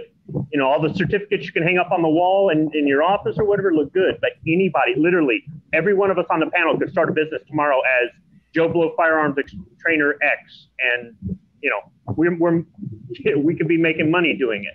I'm not saying you're going to make a lot, but so just be careful, because I've heard people argue over, well, my instructor said this, well, my instructor said that, and I'm looking at both of them going, both you guys had bad instructors. And I'm not saying that my instructor was the best either. I could tell my instructor was going in from a very conservative point of view, literally to the point where when you left that class, you didn't want to use your gun at all, right? And that's too far to one extreme. But then you've got the other instructor that says just every time you draw the gun, you've got to pull the trigger, blow them all away. And that's too extreme too. Use some common sense, use some critical thinking, get some experience carrying your gun, get some experience at the range, do some research, learn what all this terminology is, all these things that you've got to take the time to explain to somebody. All of that information is out there, and it's not all opinion-based. I mean, if you're reading guns and ammo articles, yeah, those are opinion-based. But I'm saying there's a lot of knowledge out there. Some people don't do well self-training, and I get that. So they really rely on other people and just hang on every last word and believe it as if it's biblical, but it's not. I don't mean to disappoint you, but in some cases it's not. Nope, that's great advice. And I would maybe throw in there too, if you are taking a class with an instructor, keep in mind, instructors are teachers. I mean, I know that sounds profound, right? But gun instructors or shooting instructors, they're still just teachers. And Travis can back me up on this. If we're talking about something like math, okay, and the math teacher says 2 + 2 = 4, 2 + 2 always equals 4, it's always going to equal 4, and there's no time that 2 + 2 does not equal 4. Okay, we can prove that, right? It's fact. It's not opinion based, right? But when it comes to technique and preferences, this is filtered through the experiences of that instructor, right? We all look at the world through the filter of our own experience. The instructors that are great will tell you to take other instructors' courses too. The instructors that are great will tell you they don't know everything. They haven't seen everything. They're going to give you the best information that they can give you based on what has worked for them and what they've seen and heard. And if you find yourself in a class with an instructor who says, this is the way to do it, this is the only way to do it, and if you're not doing it like this, then you're wrong, then that right there tells me that you need to find other instructors and take their courses and don't take any more from that first one. Some instructors do this part-time. This is something that they have a passion for. They want to get new gun owners trained, and that's, dispel the fears, dispel the myths, get some new people out there, and maybe make a couple bucks on the side.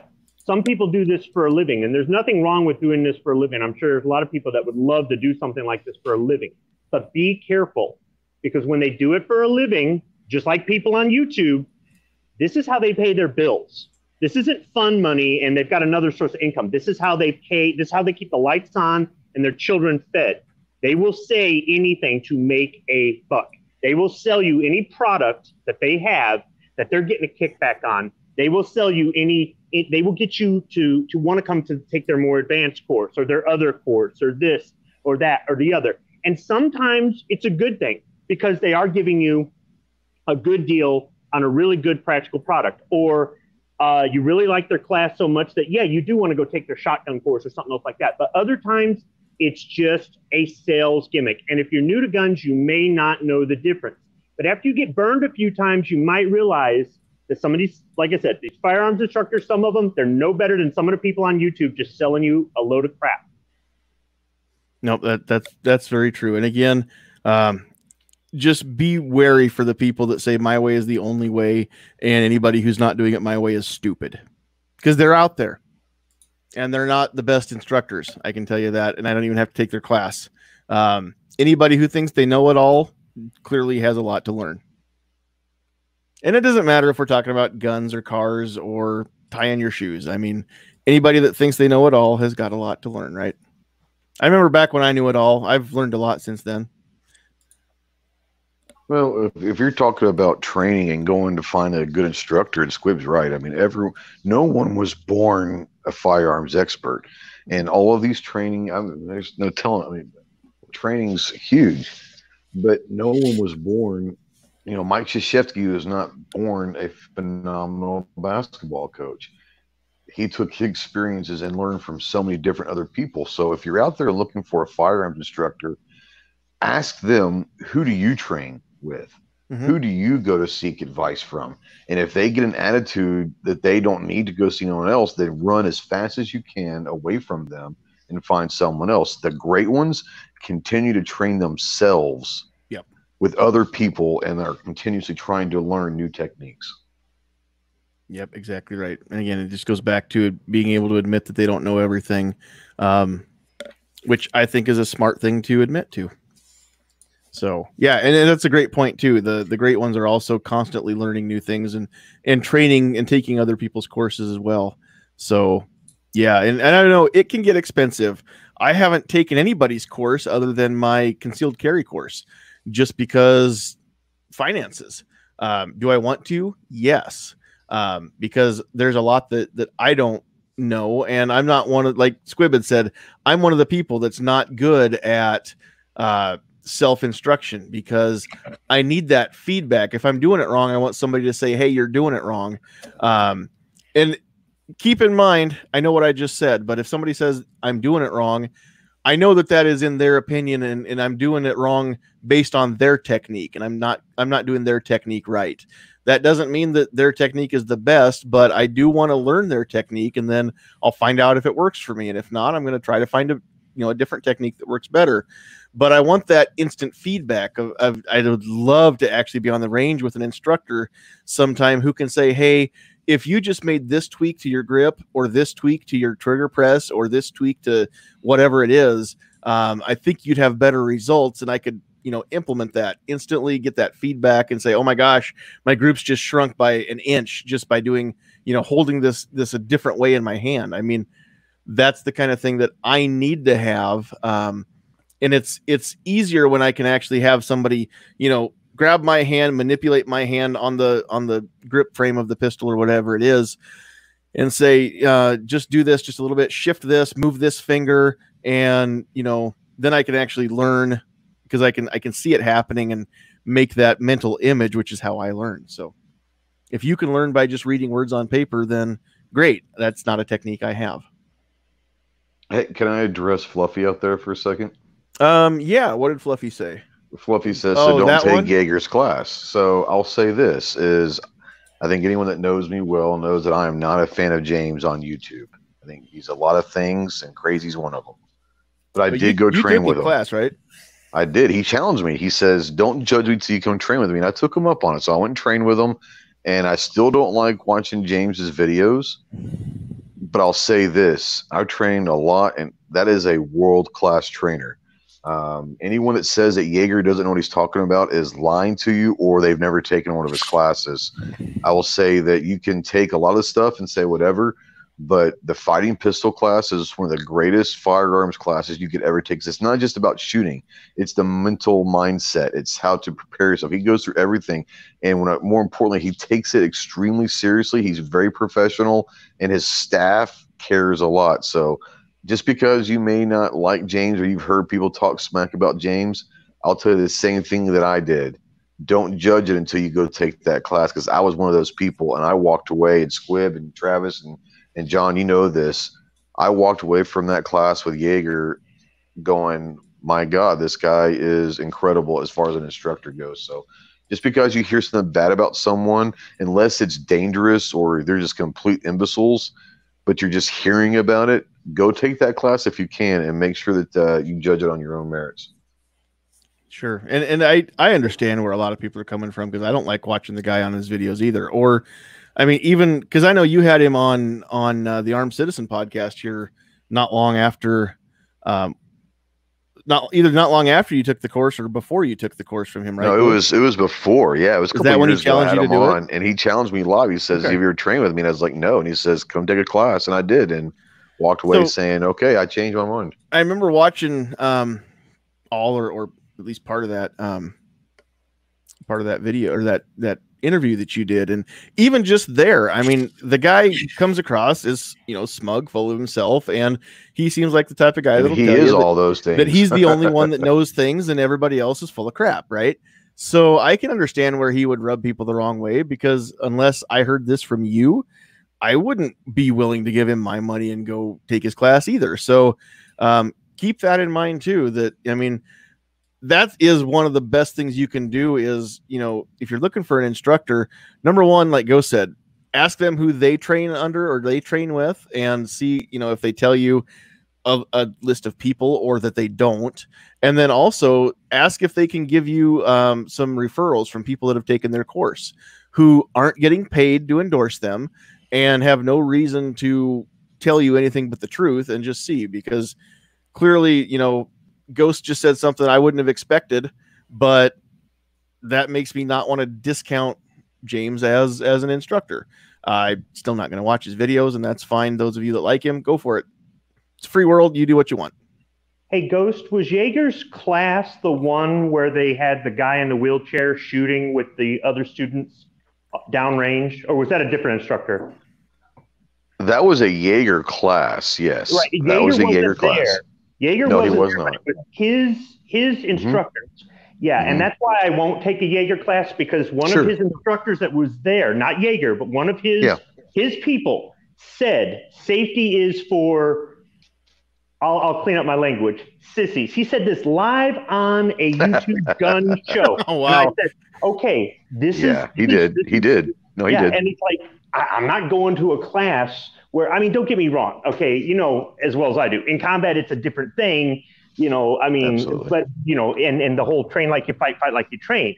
But this is a bunch of strangers. This is a bunch of civilians. This isn't a military fighting unit that you know, eats, breathes, and sleeps in the same, you know, I mean, it's just not, the cohesion isn't there. So I'm not about to show up in another state with a bunch of strangers and have an instructor that seems to think safety is not important at all, especially if I'm paying an arm and a leg for it.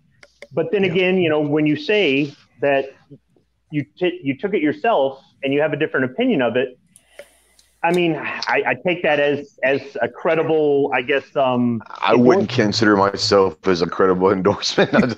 No, and I hear what you're saying about the safety issue. There are things that happen in that class that the vast majority of people from the outside looking in and say that looks dangerous. He has his instructors not necessarily behind the 180 all the time. You know, there are things that are definitely, how do I put this, unorthodox, but I never felt unsafe there. Not once did I ever feel unsafe, or not once did I ever feel that anyone else was unsafe. That's just me. Now, then again, you know, every class is going to be different. You could have a scenario like the guy in the wheelchair that was completely unsafe, and you are right.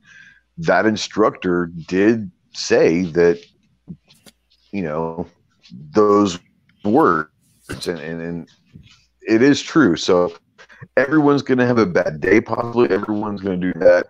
I will say this, that there are also people you understand is you don't have to be a top 10 instructor in the world to be the only person you go to. There are, in every single city or town, there's always instructors out there that are phenomenal. And the reason why they're small is because maybe they just started. Maybe they haven't gotten the exposure. You think Jaeger or, you know, Reed or Clint Smith started out being superstars? No, they had to build their business. They had to build their clientele. They were all small until they weren't small. So don't disregard small trainers also. He didn't start off running his own show. That helped too. He came up under the wings. That's what I'm saying. It did. But what I'm saying is people didn't go to Clint Smith saying Clint Smith's a god on day one. You know what I'm saying? Now. So just because, absolutely, he is a god to me. You know, him and Masad Ayub. I mean, good Lord, you know.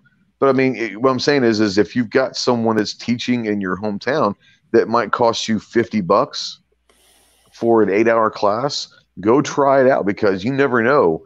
That guy might be as good as anybody out there. Just nobody knows about him yet. Now, that $50 for 8 hours might be a terrible class, but for $50, I'm willing to go take that class to find out. So don't disregard local trainers as well. Absolutely. And New York Outcast said that out in the chat too. Check local. You don't need big names. Go to a few instead of going broke. Just going to the one big name one. So yeah, very, very great points from both of you.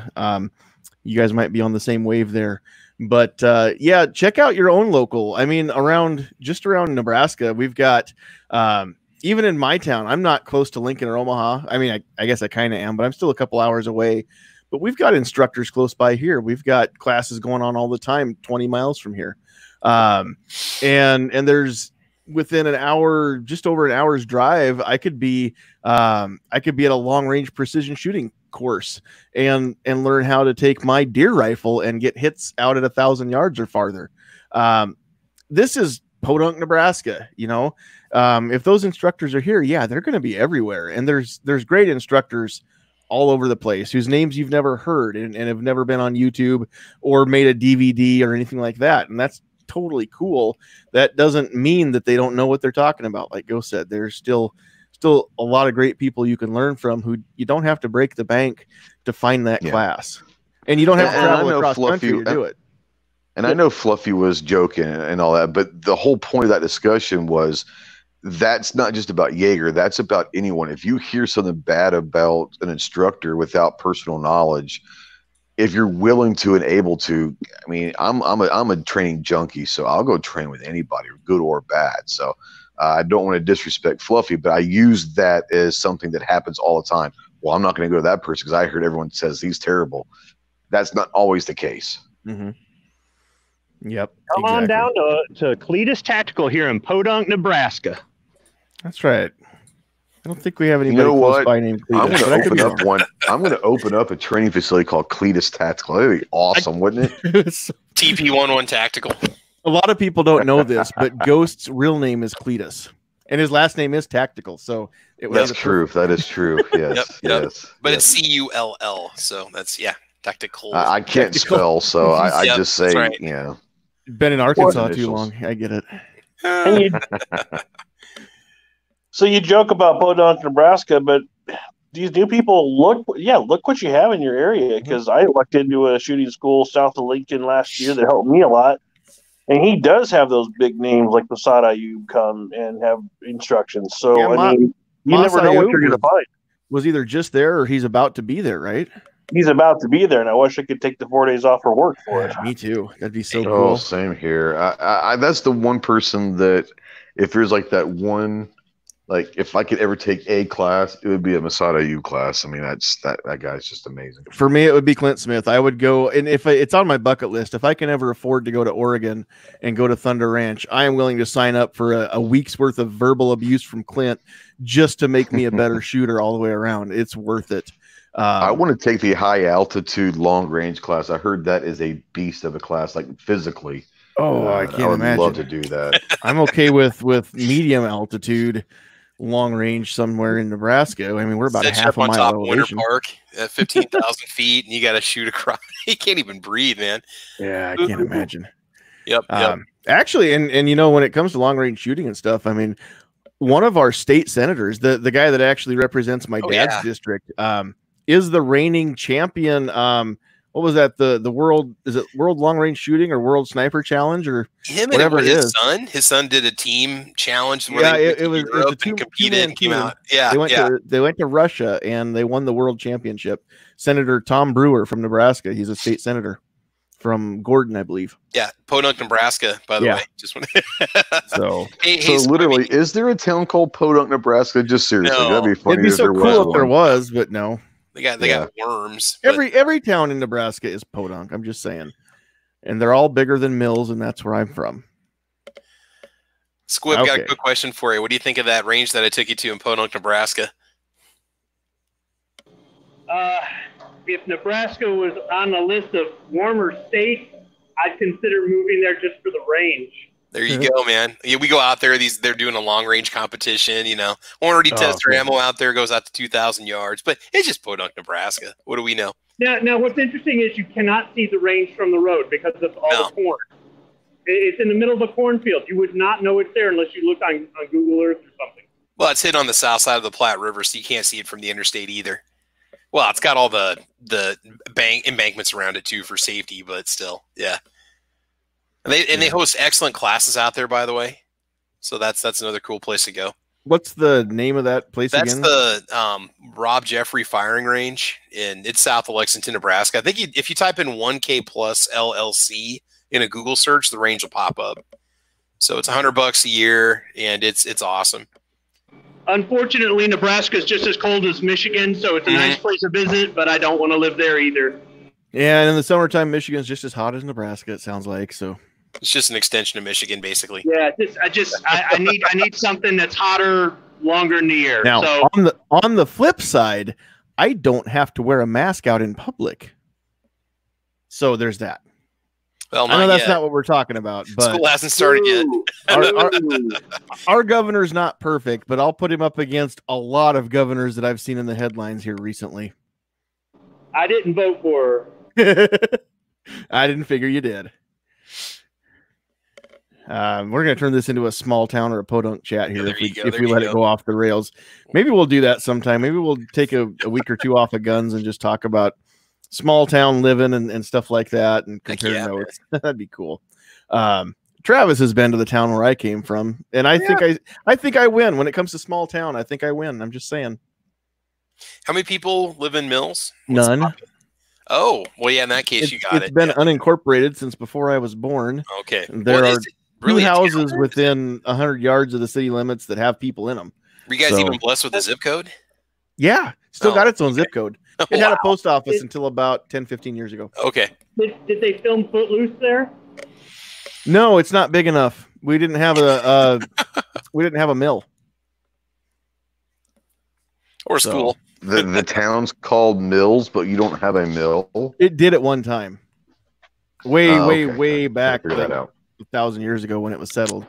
But we didn't have an actual any kind of a grist mill or cotton mill or anything like that. No.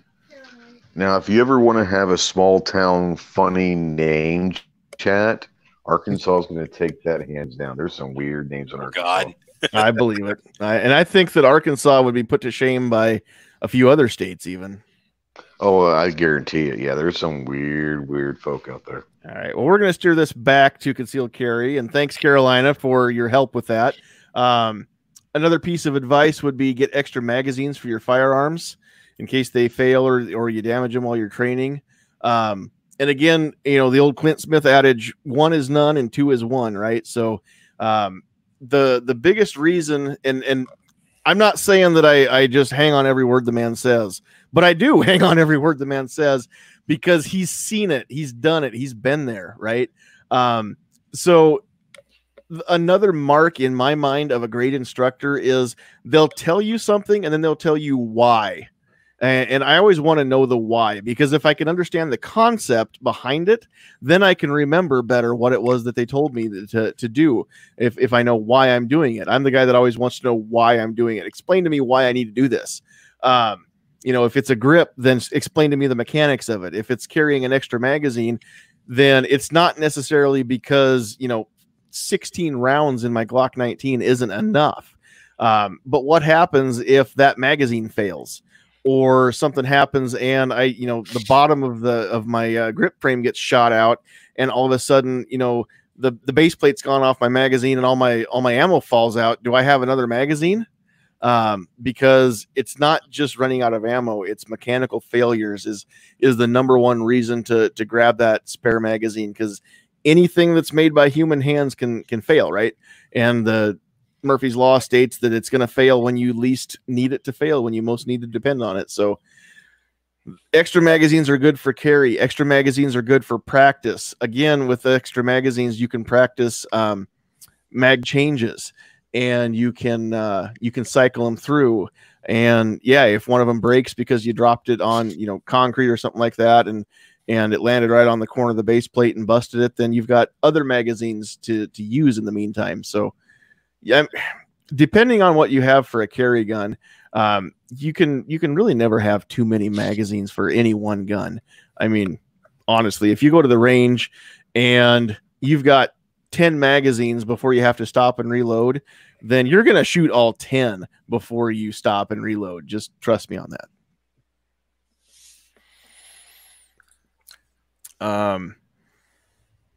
All right. So it's getting a little bit later than what I had figured we'd go tonight, and there's still a lot of cool stuff we could throw out there. But before we wrap it up, does anybody have anything else that is super, super pressing that that needs to be said for new concealed carriers? I'll say something real quick. Just carry as much as you possibly can where you can, because you will get more comfortable with it. And when you get to the point that you know you're armed, but you don't really notice it anymore, it doesn't become an issue anymore. You're not fiddling with it. It's just something you have on. And at that point, I think you've totally become comfortable with the idea of concealed carrying. Just the more you can conceal it, just don't save it for like a weekend thing. If you're going to go to the grocery store, carry everywhere you can. So that's all. I just saw in one of the Facebook groups that I'm part of, somebody had posted a link to an article from Omaha. A guy got busted carrying in the Omaha airport, Epley Airport there in Omaha. And the guy that posted it was commenting about, some of the comments on that online article there. And, people are like just thinking he's the guy that got busted is the biggest imbecile and a moron. And, how do you forget that you're carrying and things like that? But I agree with the original poster there. He said, if you concealed carry enough, and if you've got the right gun and holster combination, it's so comfortable, it's easy to forget that it's there. And I can attest to that. I have on more than one occasion forgotten that I'm carrying, walked into some place or walked up to some place that I can't carry, and then gone back to the vehicle and, you know, secured my firearm or whatever before I went in. But I can't tell you how many near misses I've had where I almost got into a place and realized, oh, wait a minute, I've got to go back to the car. Because when you find that right holster that's so comfortable, you don't notice it. You forget that it's there. I don't have to take this thing off when I get home. And that's when you know you've got the right holster. If you can't wait to get home and take it off, then keep looking. Find one that's more comfortable. It's just like shoes. If you can't wait to get home and take your shoes off, then maybe you're not wearing the right shoes for whatever you're doing. An analogy for forgetting that you've got a firearm on because it just becomes part of your everyday thing is how many people out there carry a pocket knife every day? All right. You got used to it. You don't even think about it. You throw it in your pocket like with your keys, right? And then you are going through TSA. Mm-hmm. Oh, crap.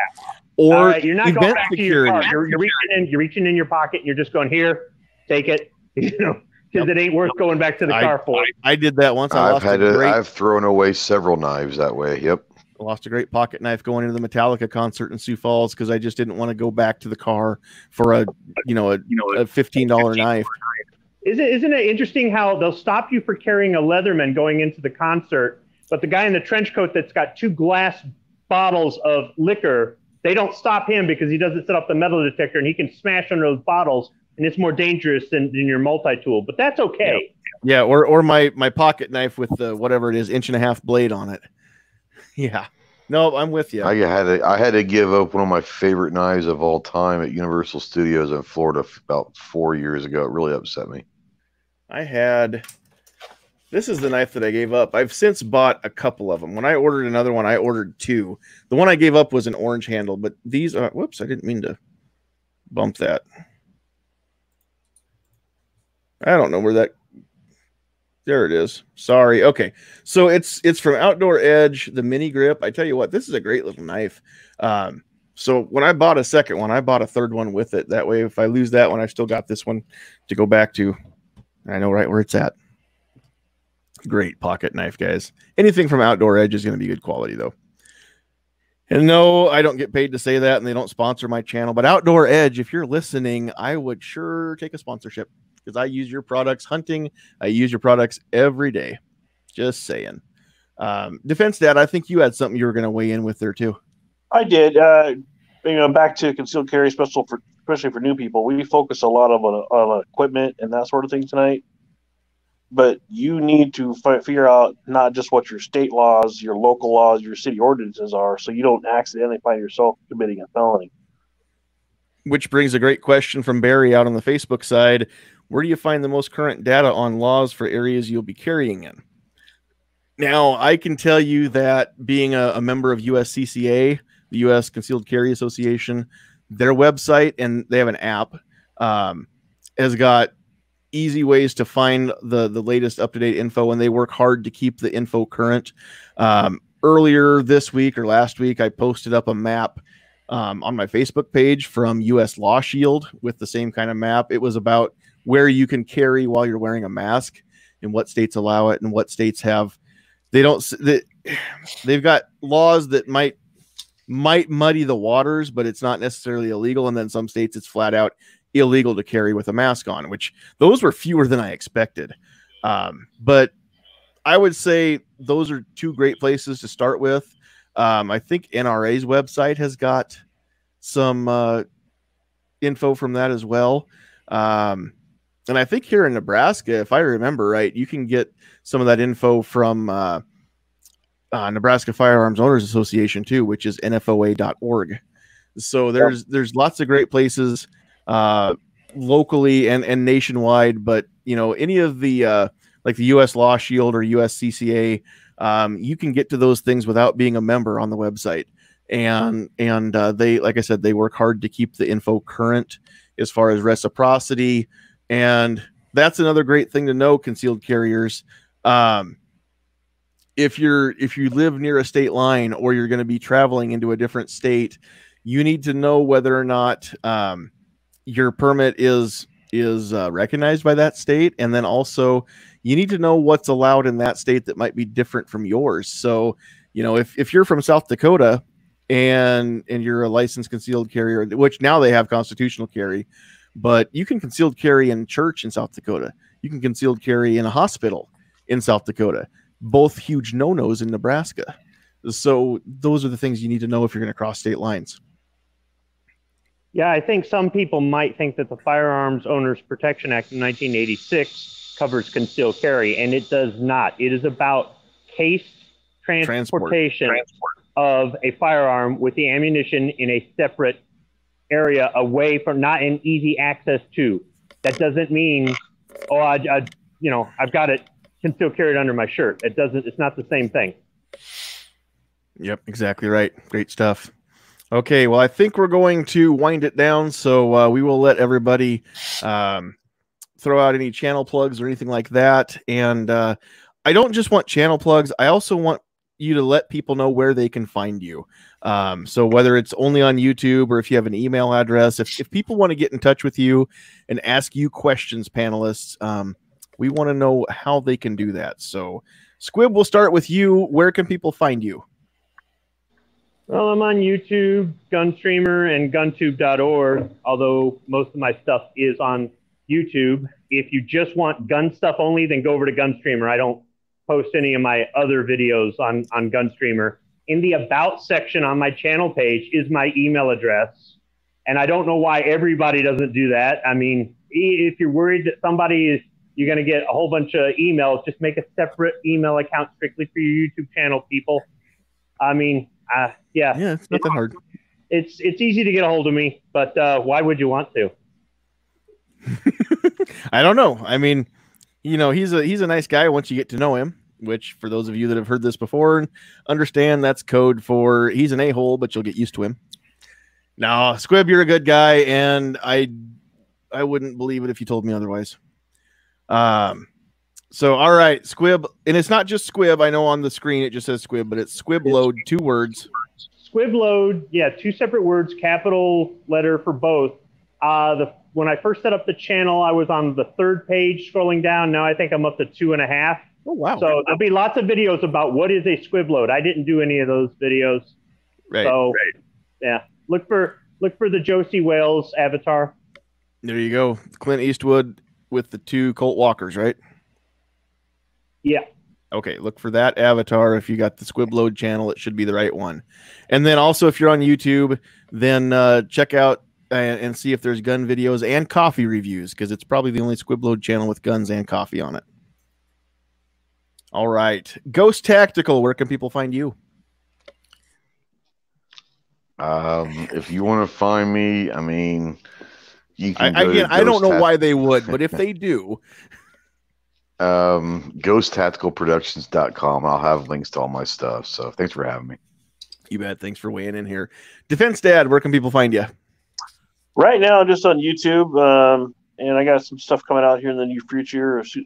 I got a scope I'm reviewing if I can ever get it dialed in. I ran out of daylight the other night. It'll happen. But yeah, just pretty much Defense Dad YouTube. If you want to check out my stuff, great. I'll back what you say about Squib, because he's actually helped me out on questions on a few things too. So that's right. That's right. Squib's a great guy to have on your 6 o'clock, and sometimes that means you don't want a nice guy back there. So Travis P11. Somebody's got to do the dirty work. That's right. That's right. He's a good man to have your back. Travis, where can people find you? Well, if you just go to Google and type in Travis P11, everything I belong to social network wise is there. Otherwise, in all my videos, I have all that same information. My email address is up there towards the top, I think, in my descriptions of my videos. Otherwise, it's just thecalibercorner@gmail.com if you want to email me.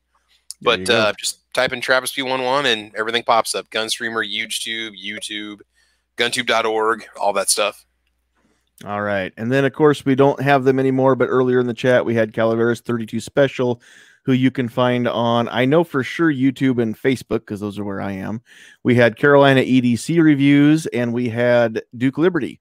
So check those channels out as well on YouTube. And Calaveras 32 Special is also on Gunstreamer.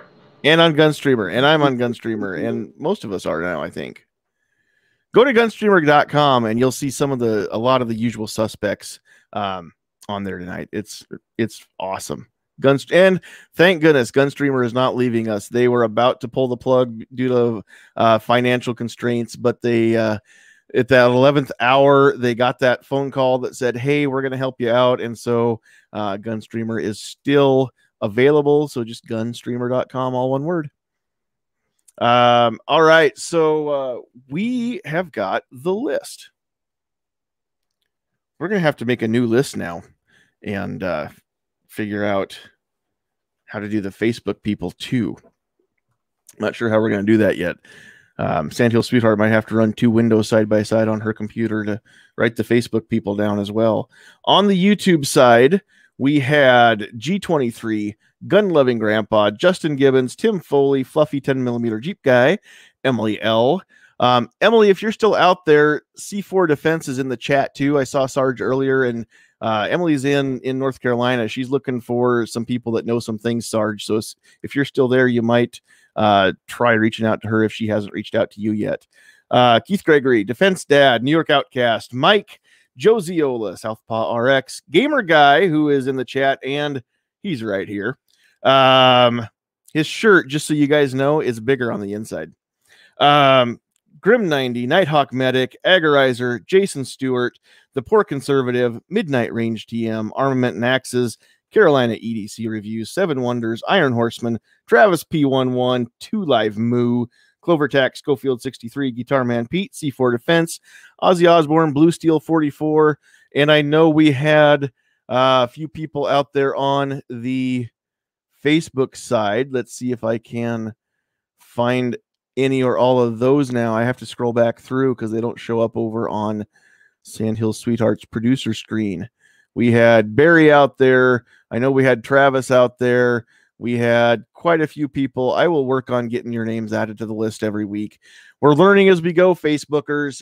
It's the first time we've had you in here with us live, and we're going to do this at least for the next couple weeks. So we'll see if it pans out. If we get a ton more views, we may keep going with this paid version of StreamYard. It's pretty cool being able to do this stuff. So, all right. Well, on behalf of Calaveras 32 Special, Duke Liberty, Carolina EDC Reviews, Ghost Tactical, Squibload, Defense Dad, Travis P11, Sandhills Sweetheart, Gamer Guy, and myself, thank you all for being here. Again, I cannot stress it enough. We don't do this without you. There's no reason to without you. If you want to throw some financial help our way, you can go to patreon.com/sandhillsshooter and sign up for as little as $1 a month. You don't have to keep it going. You can do a month here, a month there, whatever you want to do. And you know what? If you don't want to part with any of your hard-earned money because you worked hard to get it, that's fine with me too. Keep showing up here. If you just do me a favor and share the link and get somebody else to come watch next week, that is actually worth just as much as the financial support. So keep that going for us if you would, please. Thank you, all of you, for being here tonight. God bless you. And now it's time to get off my lawn.